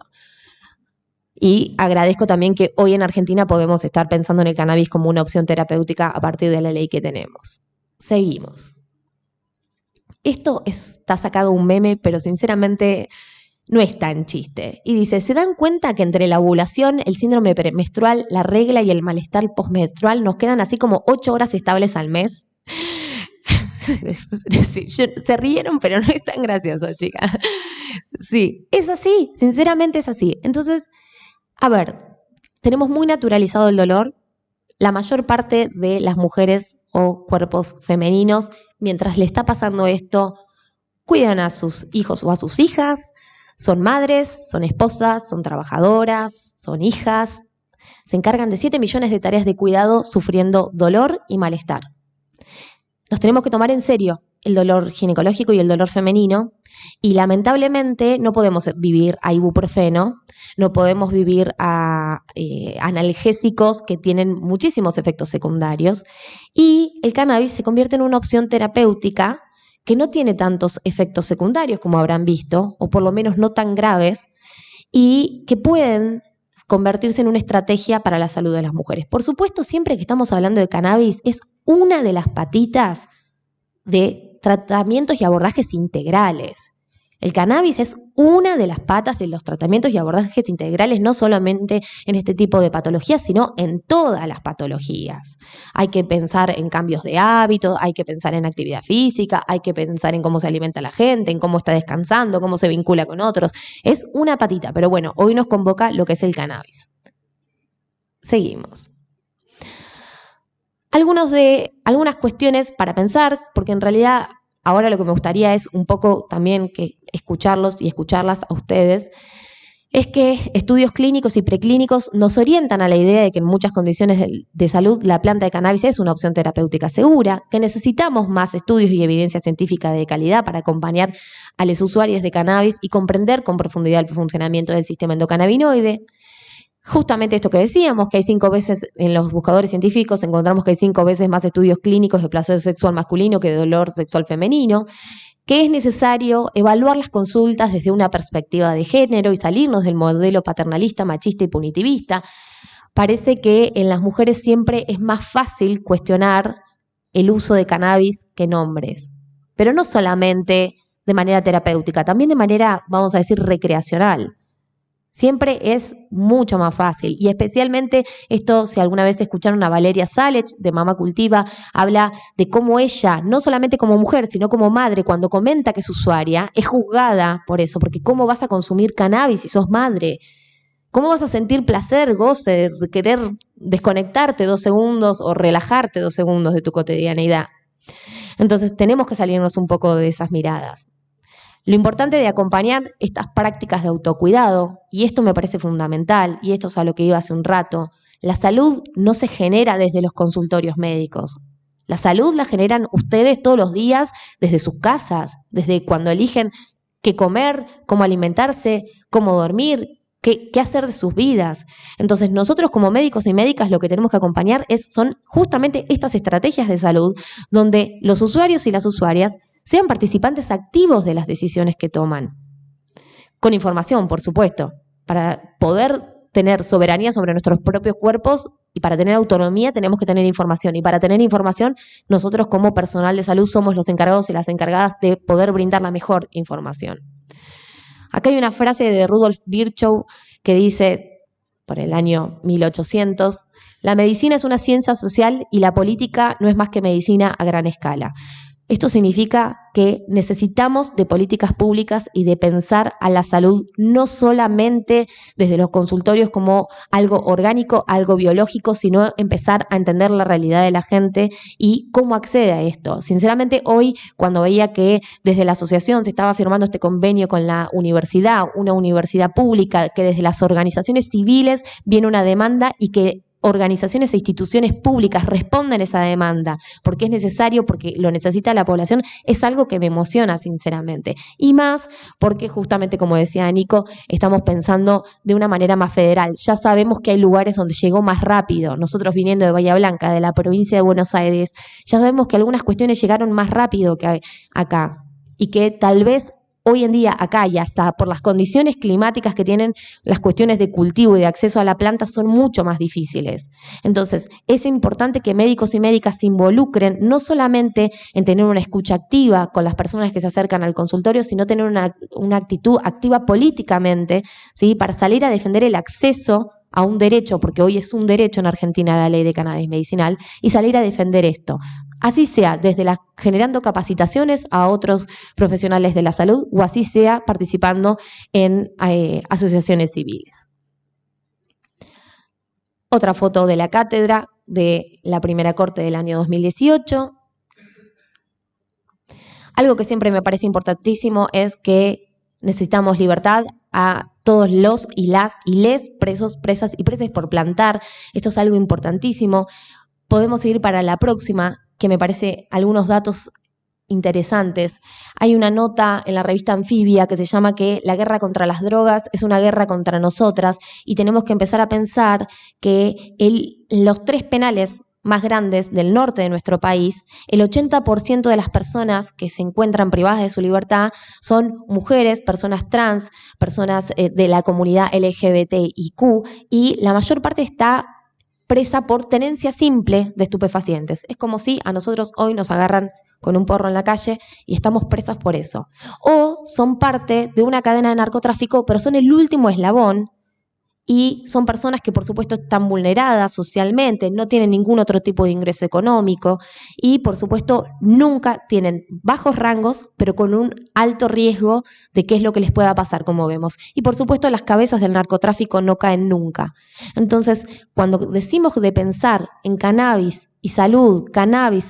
feminismo y mujer, también estamos hablando de esto, no nada más de cómo afecta, dónde tenemos los receptores endocannabinoides las mujeres, sino que socialmente tenemos estos problemas. Somos las primeras que caemos con el consumo de sustancias. Para esto es importantísimo que caiga también la ley de estupefacientes, necesitamos otras leyes, el prohibicionismo ya demostró que no sirve, la gente sigue consumiendo cannabis y el narcotráfico sigue sacando muchísima plata y los que siguen cayendo son las personas más vulnerables, así que es importantísimo poder pensar en estas cuestiones, porque justamente si esto no es pensar en la salud de la gente, no sé lo que es pensar en la salud de la gente y tenemos que replantearnos cuál es nuestro rol como médicos y médicas. ¿Seguimos? Bueno, muchas gracias. Ahí ven a Virginia Ventura, a Eva. Esto es la foto de la primer cátedra y a mí algo que siempre me gusta mucho es que siempre veo que se llena de mujeres los espacios. Recordemos que la ley que hoy tenemos de cannabis medicinal, pese a que en Argentina hay cultivadores que venían desde hacía muchos años militando el autocultivo y que lo siguen militando, la ley que hoy tenemos de cannabis medicinal sale gracias a mujeres, a familias, pero específicamente a mujeres que salen a la calle a poner el concepto de el cannabis sobre lo que es la salud, y no la salud como algo biológico nada más. La salud como un bienestar completo, la salud como pensar en el disfrute, en el goce, en la felicidad en el día a día. Entonces me parece que es algo importantísimo, y la legisladora, la diputada que lo aprueba también fue una mujer, donde se presentó en el Congreso. Así que estamos llenas de mujeres defendiendo la causa de cannabis, pese a que en general uno piensa en el ámbito de cannabis y siempre era un ámbito muy masculino. Bueno, las mujeres en realidad, como siempre, en este país que está lleno de organizaciones de madres, de abuelas, también estamos presentes en esta lucha canábica, así que festejo eso y festejo que hoy estemos acá también convocadas por eso. Voy a dejar ahora el espacio para que ustedes puedan hacer todas las preguntas que quieran a cualquiera de nosotros tres, y por supuesto estamos disponibles para lo que necesiten.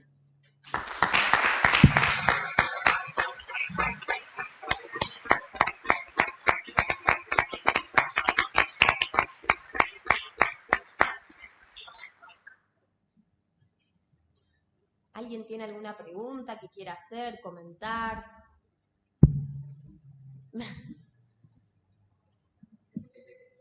Está recansado. Sí, no, pobre. Bien, buenísimo. Bueno, pero una planta. La discusión era que la industria farmacéutica no le interesa. Por supuesto, si vamos después, hay un montonazo de plantas que tienen un efecto afrodisíaco e estimulante. Pero el tema es que lamentablemente la industria farmacéutica, que está muy casada con la corporación médica, claramente no le interesa. Y son pocas veces seguramente la que alguna de ustedes ha ido a una consulta médica y realmente se les ha abordado la temática de dolor. Sino más bien es naturalizado. Y bueno, ¿te duele? ¿Es normal que te duela mientras menstruas? ¿Es normal? Claro. No. Aguantá. Si te duele mucho, tomate un ibuprofeno. Ponete una bolsita de agua caliente. Y tenemos...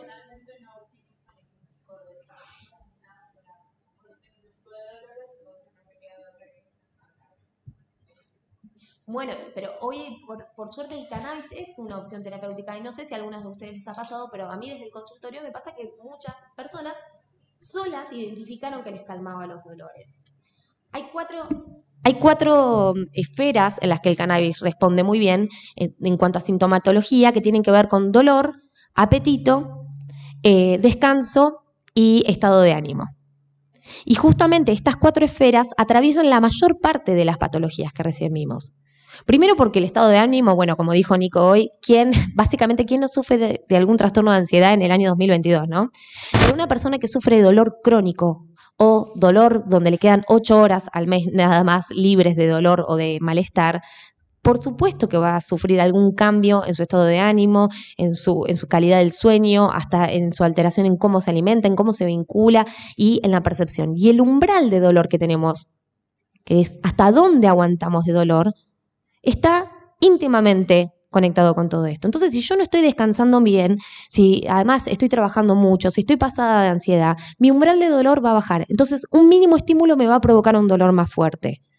Entonces, es necesario abordarlo, por supuesto, de una manera integral, y sabiendo que el cannabis es una opción donde en el útero tenemos tanta cantidad de receptores endocannabinoides cuando se trata de dolor ginecológico, tenemos que empezarlo a pensar como una opción terapéutica. Por supuesto, no podemos decirle, bueno, tomen ibuprofeno todos los días, no sé, 24 días del mes, sin parar. Entonces, está bueno porque es una opción terapéutica. El tema es, ¿cuántas veces fueron a un médico o médica que les ofreció espontáneamente, ante este tipo de dolores, cannabis? Bueno, lamentablemente más o menos nos estuvieron comentando de que por lo menos acá ustedes hoy no tienen médicos o médicas que puedan acompañar esto. Y si encima ni siquiera tienen lugares donde puedan analizar los productos, no es que ni siquiera lo pueden autogestionar, porque lo van a terminar haciendo, lo pueden terminar autogestionando porque, como dijo Nico hoy y Ale, inferimos, si no sabemos qué es lo que tiene THC la planta. Y ya sabemos que el THC nos puede servir. También podemos diferenciar que no es lo mismo vaporizar o inhalar, que nos va a servir para un dolor agudo, donde pueden haber efectos psicotrópicos, que tomar un aceite diluido, que es una microdosis, que nos puede llegar a servir con una duración de 6 a 8 horas. Entonces, algunas herramientas las tenemos, pero la verdad es que en general, en el día a día, eso no lo sabemos. Es más experimental, vamos viendo qué nos va pasando, porque en general el consumo de sustancias es experimental. Todo esto gracias al prohibicionismo, que no podemos acceder a información porque no sé si se acuerdan, pero lamentablemente a principio de año tuvimos la muerte de al menos 20 personas por el consumo de cocaína adulterada, y cuando en provincia de Buenos Aires, desde un municipio, se intentó sacar una folletería de reducción de riesgos y daños, se hizo todo un despliegue mediático diciendo que estaban incitando al consumo de sustancias. Como si la gente no hablemos de esto porque así la gente no lo va a consumir. Eso sinceramente es infantilizar a la población. Es una negación ya, ya ni es ingenua. En serio. La gente...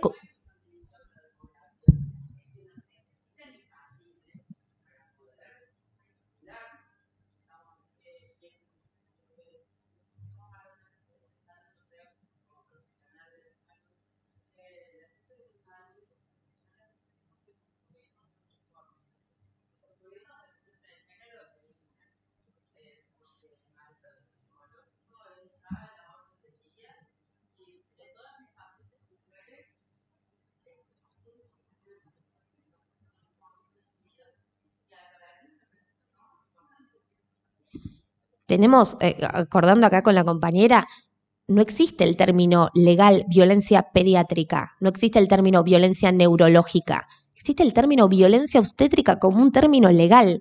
O sea, imagínense lo grave del maltrato que sufren las mujeres y especialmente mujeres embarazadas, que tenemos el término legal violencia obstétrica. Nos tendría que dar vergüenza como profesionales de la salud que pase eso. Nos tendría que dar vergüenza y sin embargo sigue pasando. Y seguimos juzgando moralmente a una persona que, por ejemplo, consume cannabis. Cuando tendríamos que ponernos en realidad a pensar, bueno, a ver, no es que si viene una persona que consume cannabis y yo le digo, no lo hagas, lo va a dejar de hacer. ¿Por qué? ¿Cuáles son los riesgos? ¿Qué puede pasar? ¿Qué no le va a pasar?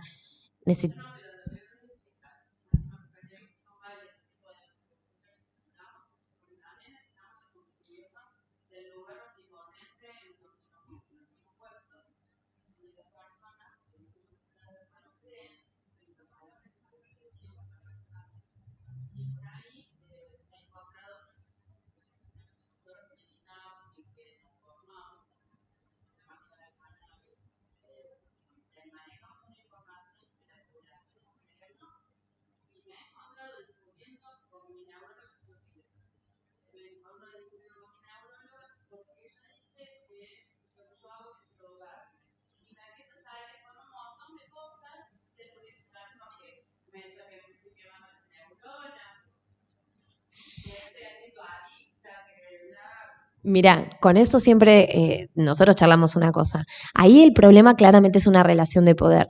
Porque si ahora sale una ley, el CBD, como dijeron los chicos de la farmacología, ahora está haciendo los mayores congresos que hace la industria farmacológica, los hace para neurólogos y psiquiatras. Entonces, ¿cómo puede ser que la misma sustancia, cuando la maneja el médico, es una medicación? Ahora, si la manejás vos como usuaria, es una droga. Entonces, el problema no es la sustancia en sí, el problema es quién la está manejando. El problema es quién gana plata con esto. No sé si alguien más quería o tenía alguna pregunta. Mañana estaría bueno que si alguno de ustedes tiene algún producto de cannabis que le interesa evaluar, Ale va a estar realizando la evaluación de cannabinoides. No sé si Ale, ¿querés explicar un poco? Mañana el horario no recuerdo, pero vamos a estar nos van a dar un lugarcito, vamos a compartir. Bien, ¿dónde va a haber un stand? Entiendo, a partir de las 2 de la tarde. Perfecto, vamos a estar ahí, probablemente alrededor de las... Pongamos un horario para estar. Pero vamos a estar a la tarde y vamos a tener nuestra bandera de ReproCan también. 4:20, perfecto, 4:20, ahí está, 16-20 horas vamos a estar haciendo algunos análisis. Pueden llevar material vegetal, aceites. Las cremas son un poquito más complejas para analizar, por ahí las vamos a dejar de lado para hacer más rápido. Lo más fácil es para materiales vegetales. Un cuarto de cogollito, no hace falta más. Y por otra parte, también si alguien no lo podemos analizar, lo colectamos en tubos Eppendorf para que puedan tener. Obviamente no podemos analizar por cada persona 20 muestras, pero en última instancia podemos analizar alguna que tengan para tener idea, y eventualmente pueden ser aceites, tinturas o material vegetal, ¿sí? Entonces, esa sería la idea. ¿Cómo?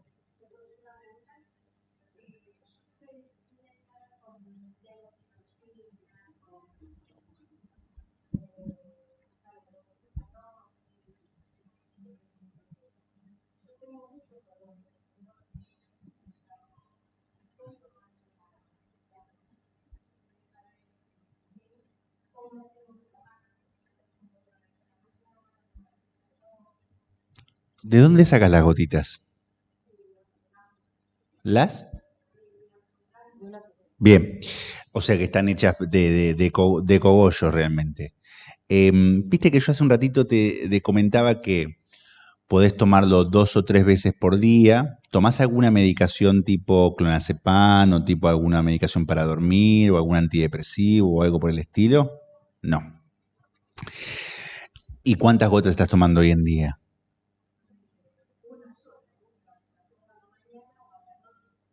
¿Una sola por día? ¿Y quién te dijo que lo hagas así?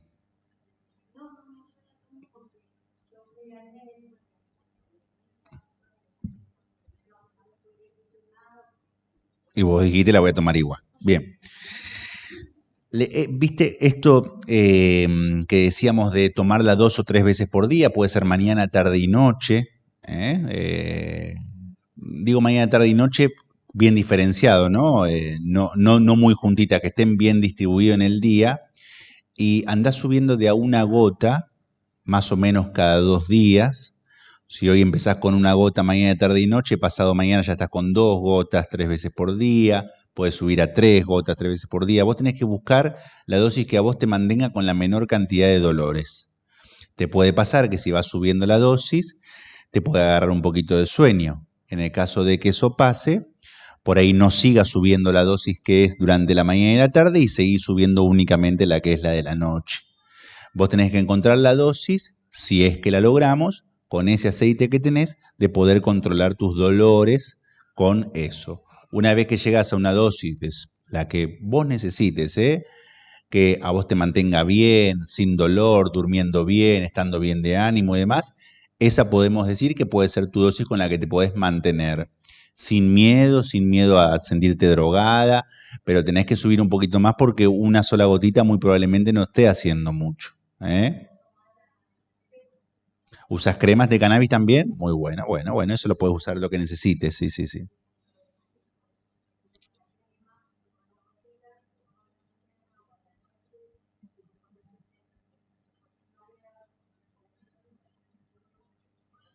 ¿Pero qué, te sentías mareada con las gotas? Ah, por las cervicales te sentías mareada. Ah, está bien.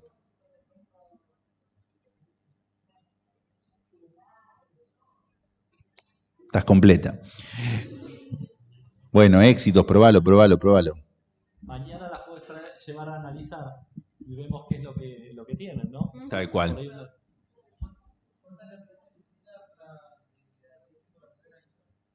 en un frasquito. 8 es gotas. otra. Ponele un poquito más, 25, vamos a poner 25 gotitas en un frasquito limpio, sin lavar con agua ni nada. Digo para tener por si algo. Claro. Pero es poquitito. 22 gotas es 1 cm3, más o menos un gotero clásico. Es importante si pueden poner una etiquetita que no se borre, nombre, apellido, teléfono, después, nombre, apellido, teléfono. Es importante porque si después las analizamos para mandarles la devolución y un número de teléfono para enviar por WhatsApp si no alcanzamos a analizar. A las 4:20. 4:20. No de la mañana, obviamente. Pero sí, se puede, con esa cantidad. Y si no, un cuartito de cogollito está bien. Más. Estamos jugados de tiempo. Regalar sí se acepta también. Estamos jugados de tiempo, ¿no? Con el salón, ¿cómo estamos? Ah, ¿estamos bien? Ah, genial. Dale.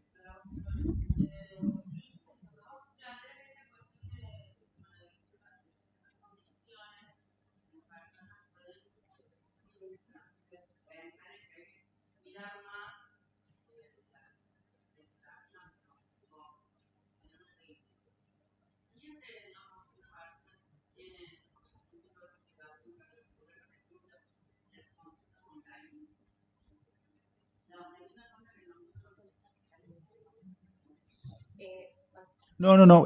A ver, las videoconsultas han tenido un gran avance en los últimos 2 años por razones que ya conocemos, ni hablar.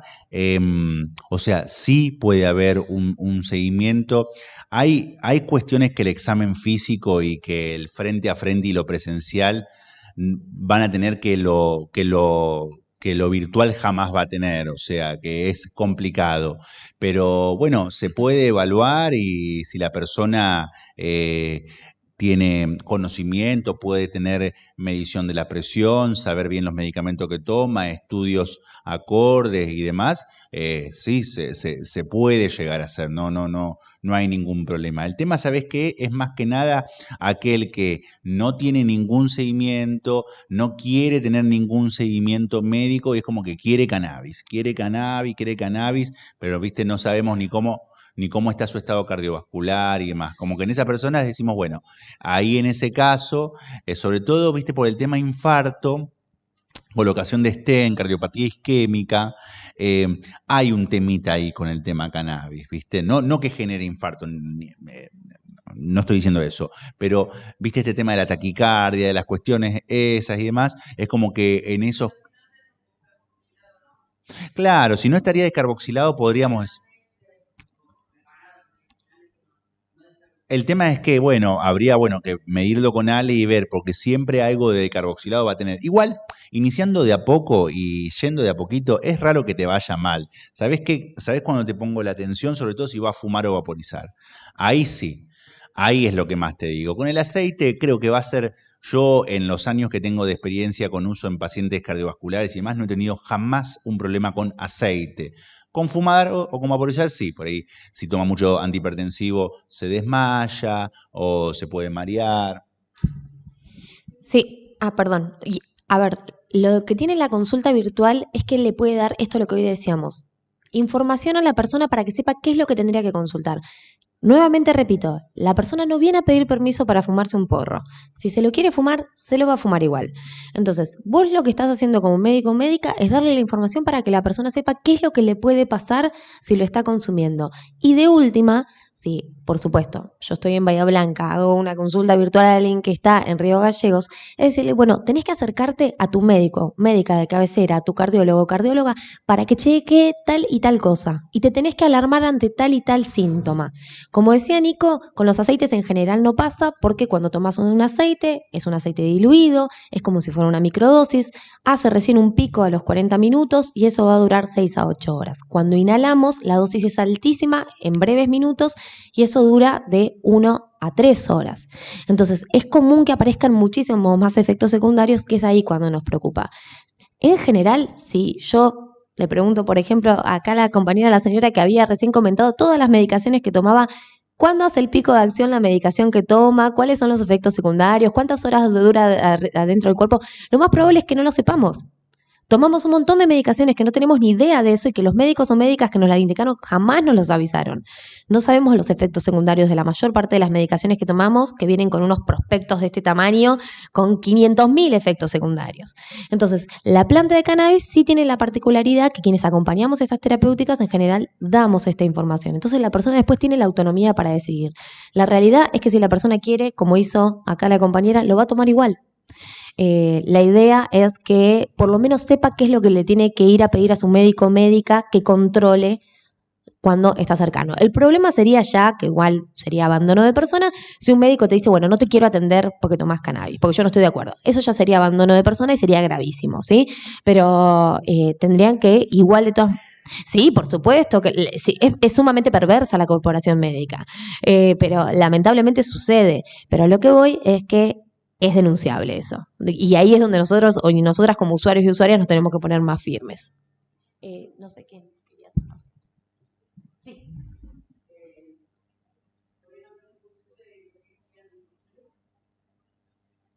¿Como comestible?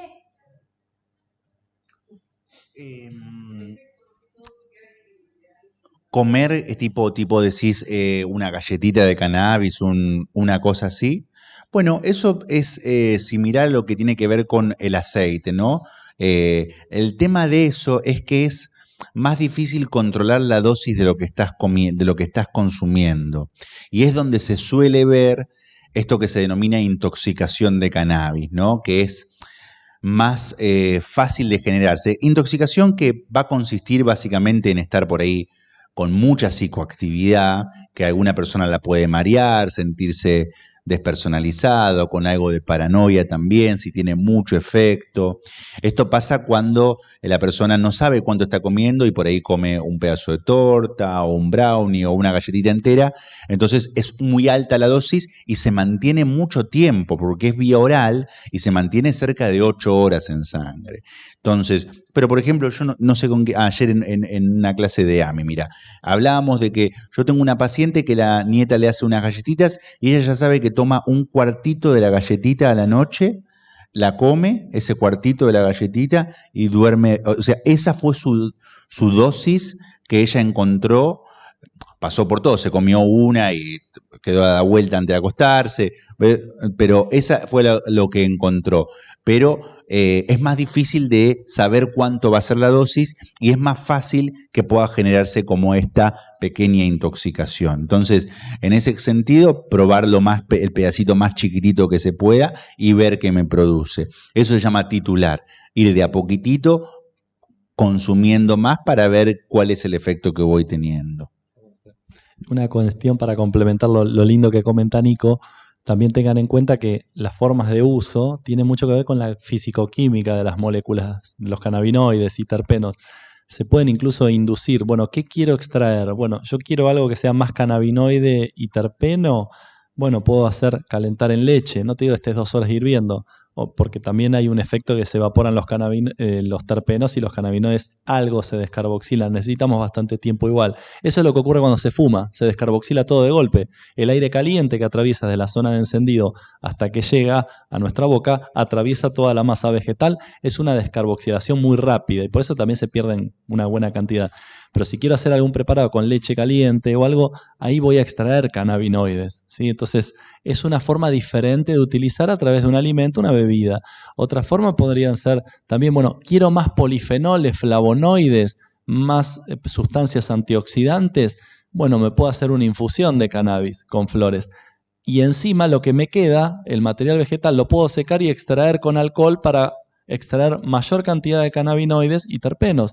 Entonces, puedo usarlo de distintas maneras, cosa que por ahí con una extracción en aceite macerado, los polifenoles les cuesta más ser extraídos. Son sustancias que no tienen más afinidad con el agua que con un aceite. Entonces, puedo usarlo de diversas maneras. Por eso es muy importante a la hora de usar cualquier planta medicinal. El cannabis sabemos que se utiliza en las inflorescencias femeninas en general, pero si van a acudir a la fitoterapia, siempre tenemos que saber forma de preparación, posología, parte usada. En Google encontrás, sí, me sirve el jengibre para tal cosa, pero ¿qué uso? ¿El rizoma o uso las hojas?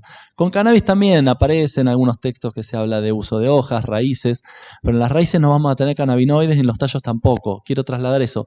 Puede haber otros compuestos de interés, pero no hay tanta información. No es malo ni bueno, simplemente que la riqueza en el cannabis puede ser más en los cannabinoides y terpenos, pero hay muchas estrategias de acuerdo a lo que quiero buscar con un alimento. Y otra cuestión, la vía oral, sobre todo alimentos, los efectos a veces demoran porque hay una matriz, hay almidón, hay sustancias grasas. Eso puede retardar el efecto, el inicio del efecto. La persona consume más y si a eso le sumamos que además nos estamos sobredosificando, cuando pasa por hígado, el THC se transforma en un metabolito más activo, es el 11-hidroxi-THC. Entonces tengo el 11-hidroxi-THC que es más potente, más el THC que recién se está absorbiendo. Se potencia todo y esa demora hace que uno coma más. Bueno, lo he vivido, experimentado, no me lo contaron. No es ni malo ni bueno, pero a veces sentís una sensación como de abombamiento, si hay THC, como que estás borracho y estás muy feliz, que no sabes de qué. Bueno, probablemente eso es el uso, una leve intoxicación en buen sentido por THC. El tema de eso es cuidado si hay niños en la casa que puedan tener acceso a comer algo de eso. Eso sí, por ahí se trata de tener mucho cuidado. A ver, ¿qué le va a pasar al nene? Puede vomitar, bueno, se trata de que no, obviamente de que es un cuidado a tener en cuenta, ¿viste? Eso sí, porque eso es lo que en toxicología es lo que más te hablan de intoxicaciones en niños, ¿viste? Que por ahí sí te hacen llevarlo a la guardia porque está muy mal, vomita mucho.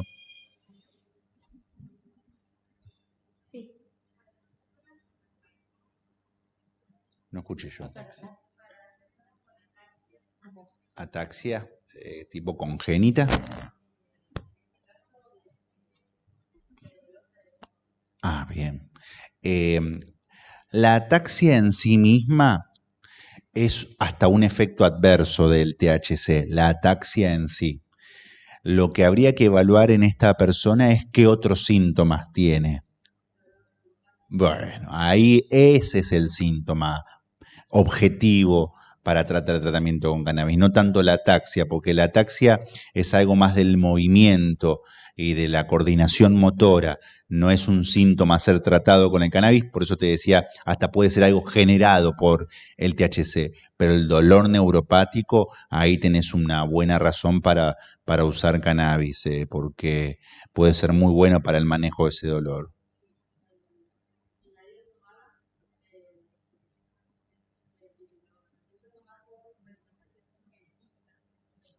Wow.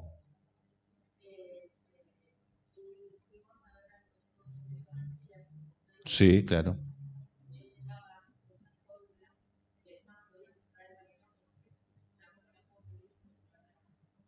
Para que te la envíen.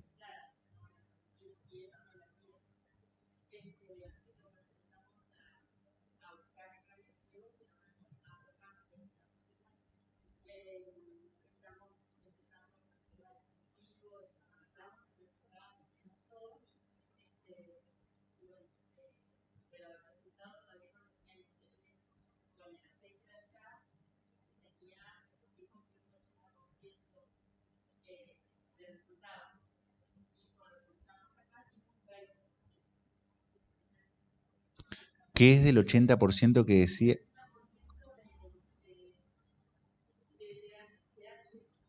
Tenía 80% de... ¿Y eso cómo estaba? Él decía que le ayudaba más el de Buenos Aires, que lo hacía como recuperar como un 80%, y este es un 20%. Bien, ¿y probaron subiendo la dosis? Ah, bien. Macerado. Estaría bueno eso que digas algo de macerado versus... Interesante. Mañana llevanos la muestra. Si tenés de la antigua también y comparamos. Sobre todo para saber, ¿te dieron algún rótulo que decía cuánto tenía de CBD o THC? Bien. Bueno. Claro, ya no lo usan más. Bien. Está usando uno nuevo. Uno nuevo. Pero estaría bueno analizarlo con la prescripción. Lo que son los macerados son interesantes. Macerado de aceite, temperatura ambiente en general, a veces un calentamiento con el material vegetal. Ventajas y desventajas. Ventajas, la gran afinidad que tienen los cannabinoides por un aceite vegetal. Perfecto. Desventaja que podríamos encontrar, bueno, tengo que hacer un muy buen filtrado. El aceite es una sustancia muy viscosa. La difusión de los cannabinoides y terpenos de la cabezuela de un tricoma glandular en una matriz que no es tan poco densa como un alcohol y es un aceite, retarda mucho la difusión de la zona más concentrada del tricoma hacia el exterior. Lo tengo que dejar mucho tiempo. ¿Cómo hago para acelerar el proceso? Caliento, pero en ese momento empiezo a enranciar. Se me oxidan los ácidos grasos insaturados del aceite. Y eso ejerce una acción en cadena, ¿sí? Una actividad tipo una peroxidación en cadena. Entonces, son lipoperoxidaciones. Entonces, hay que tenerlo en cuenta. No es ni malo ni bueno. Y sobre todo, cuidar mucho si uno no lo elabora. Cualquier contaminante que está en el medio se adhiere, ¿sí?, a los tricomas glandulares que secretan levemente la resina también al exterior de esa cutícula que la contiene. Entonces se me adhieren cosas que pueden estar contaminadas. Esa sería alguna desventaja y es probable que vean algún sedimento en el fondo del envase. Requiere filtrados complejos que con papel no son viables, tiene que ser tela, habría que tener esa precaución. La extracción con alcohol, incluso si uno quiere conservar los terpenos, se puede hacer, ¿sí?, en frío y después se evaporar a temperatura ambiente con un ventilador. O un baño María cuidado, digamos, no muy alta la temperatura y se logra. Y eso incluso esa resina se puede agarrar con una espátula y agregarle un cigarrillo si quieren vaporizar, mezclado con material vegetal. Se hace una especie de choricito, se pone en el medio del cigarrillo. Digo para alivios rápidos de alguna condición. Totalmente viable también. Digo para tenerlo en cuenta. Y el macerado, una cuestión importante. No sabemos el rendimiento en resina con el macerado. Entonces, si yo no sigo siempre el mismo protocolo, puede ser que extraiga más o menos. Y otro problema, o mejor dicho, una consideración, es que después de la primera extracción, lo puedo seguir extrayendo 1 o 2 veces más. ¿Por qué? Porque la difusión de los principios activos desde la planta hacia el medio externo, cuando se equilibra, dejan de transferirse. Me sigue quedando material adentro del vegetal.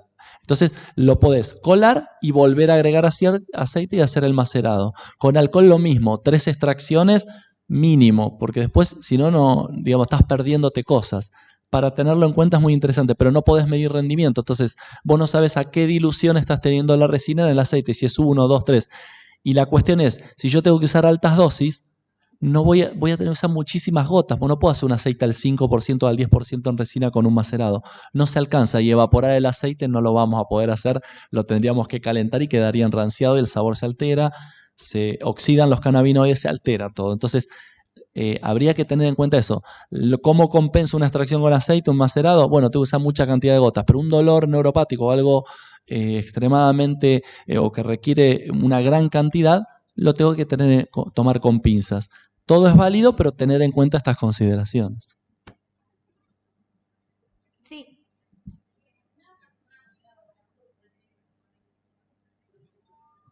Sí, sin ningún problema. Con hígado graso no es una contraindicación. Lo que decíamos de insuficiencia hepática es cirrosis.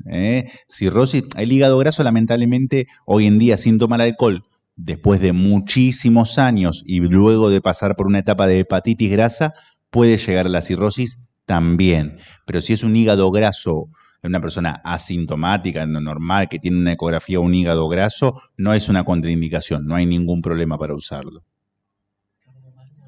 Y hay que usar el cardiomariano también. Claro, bueno, hay una cuestión con el cannabis y el hígado que es interesante, que a mí me gusta mucho, que es el cannabis tiene efecto antioxidante, que la oxidación es el mecanismo por el cual el hígado graso va lastimando el hígado. De hecho, tiene cierto poder de evitar la inflamación del hígado y evitando que se formen cicatrices en el hígado.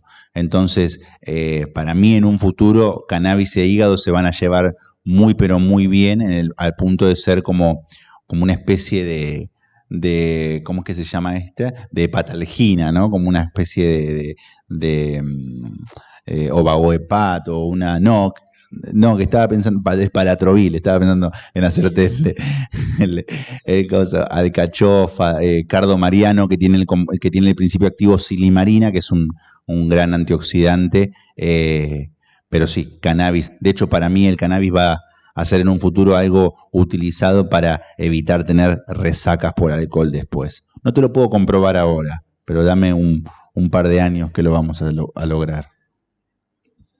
En serio, tomen alcohol fumando y tomen alcohol sin fumar y véanse cómo se sienten el otro día. Pruébenlo y van a tomar menos, sí. Pruébenlo,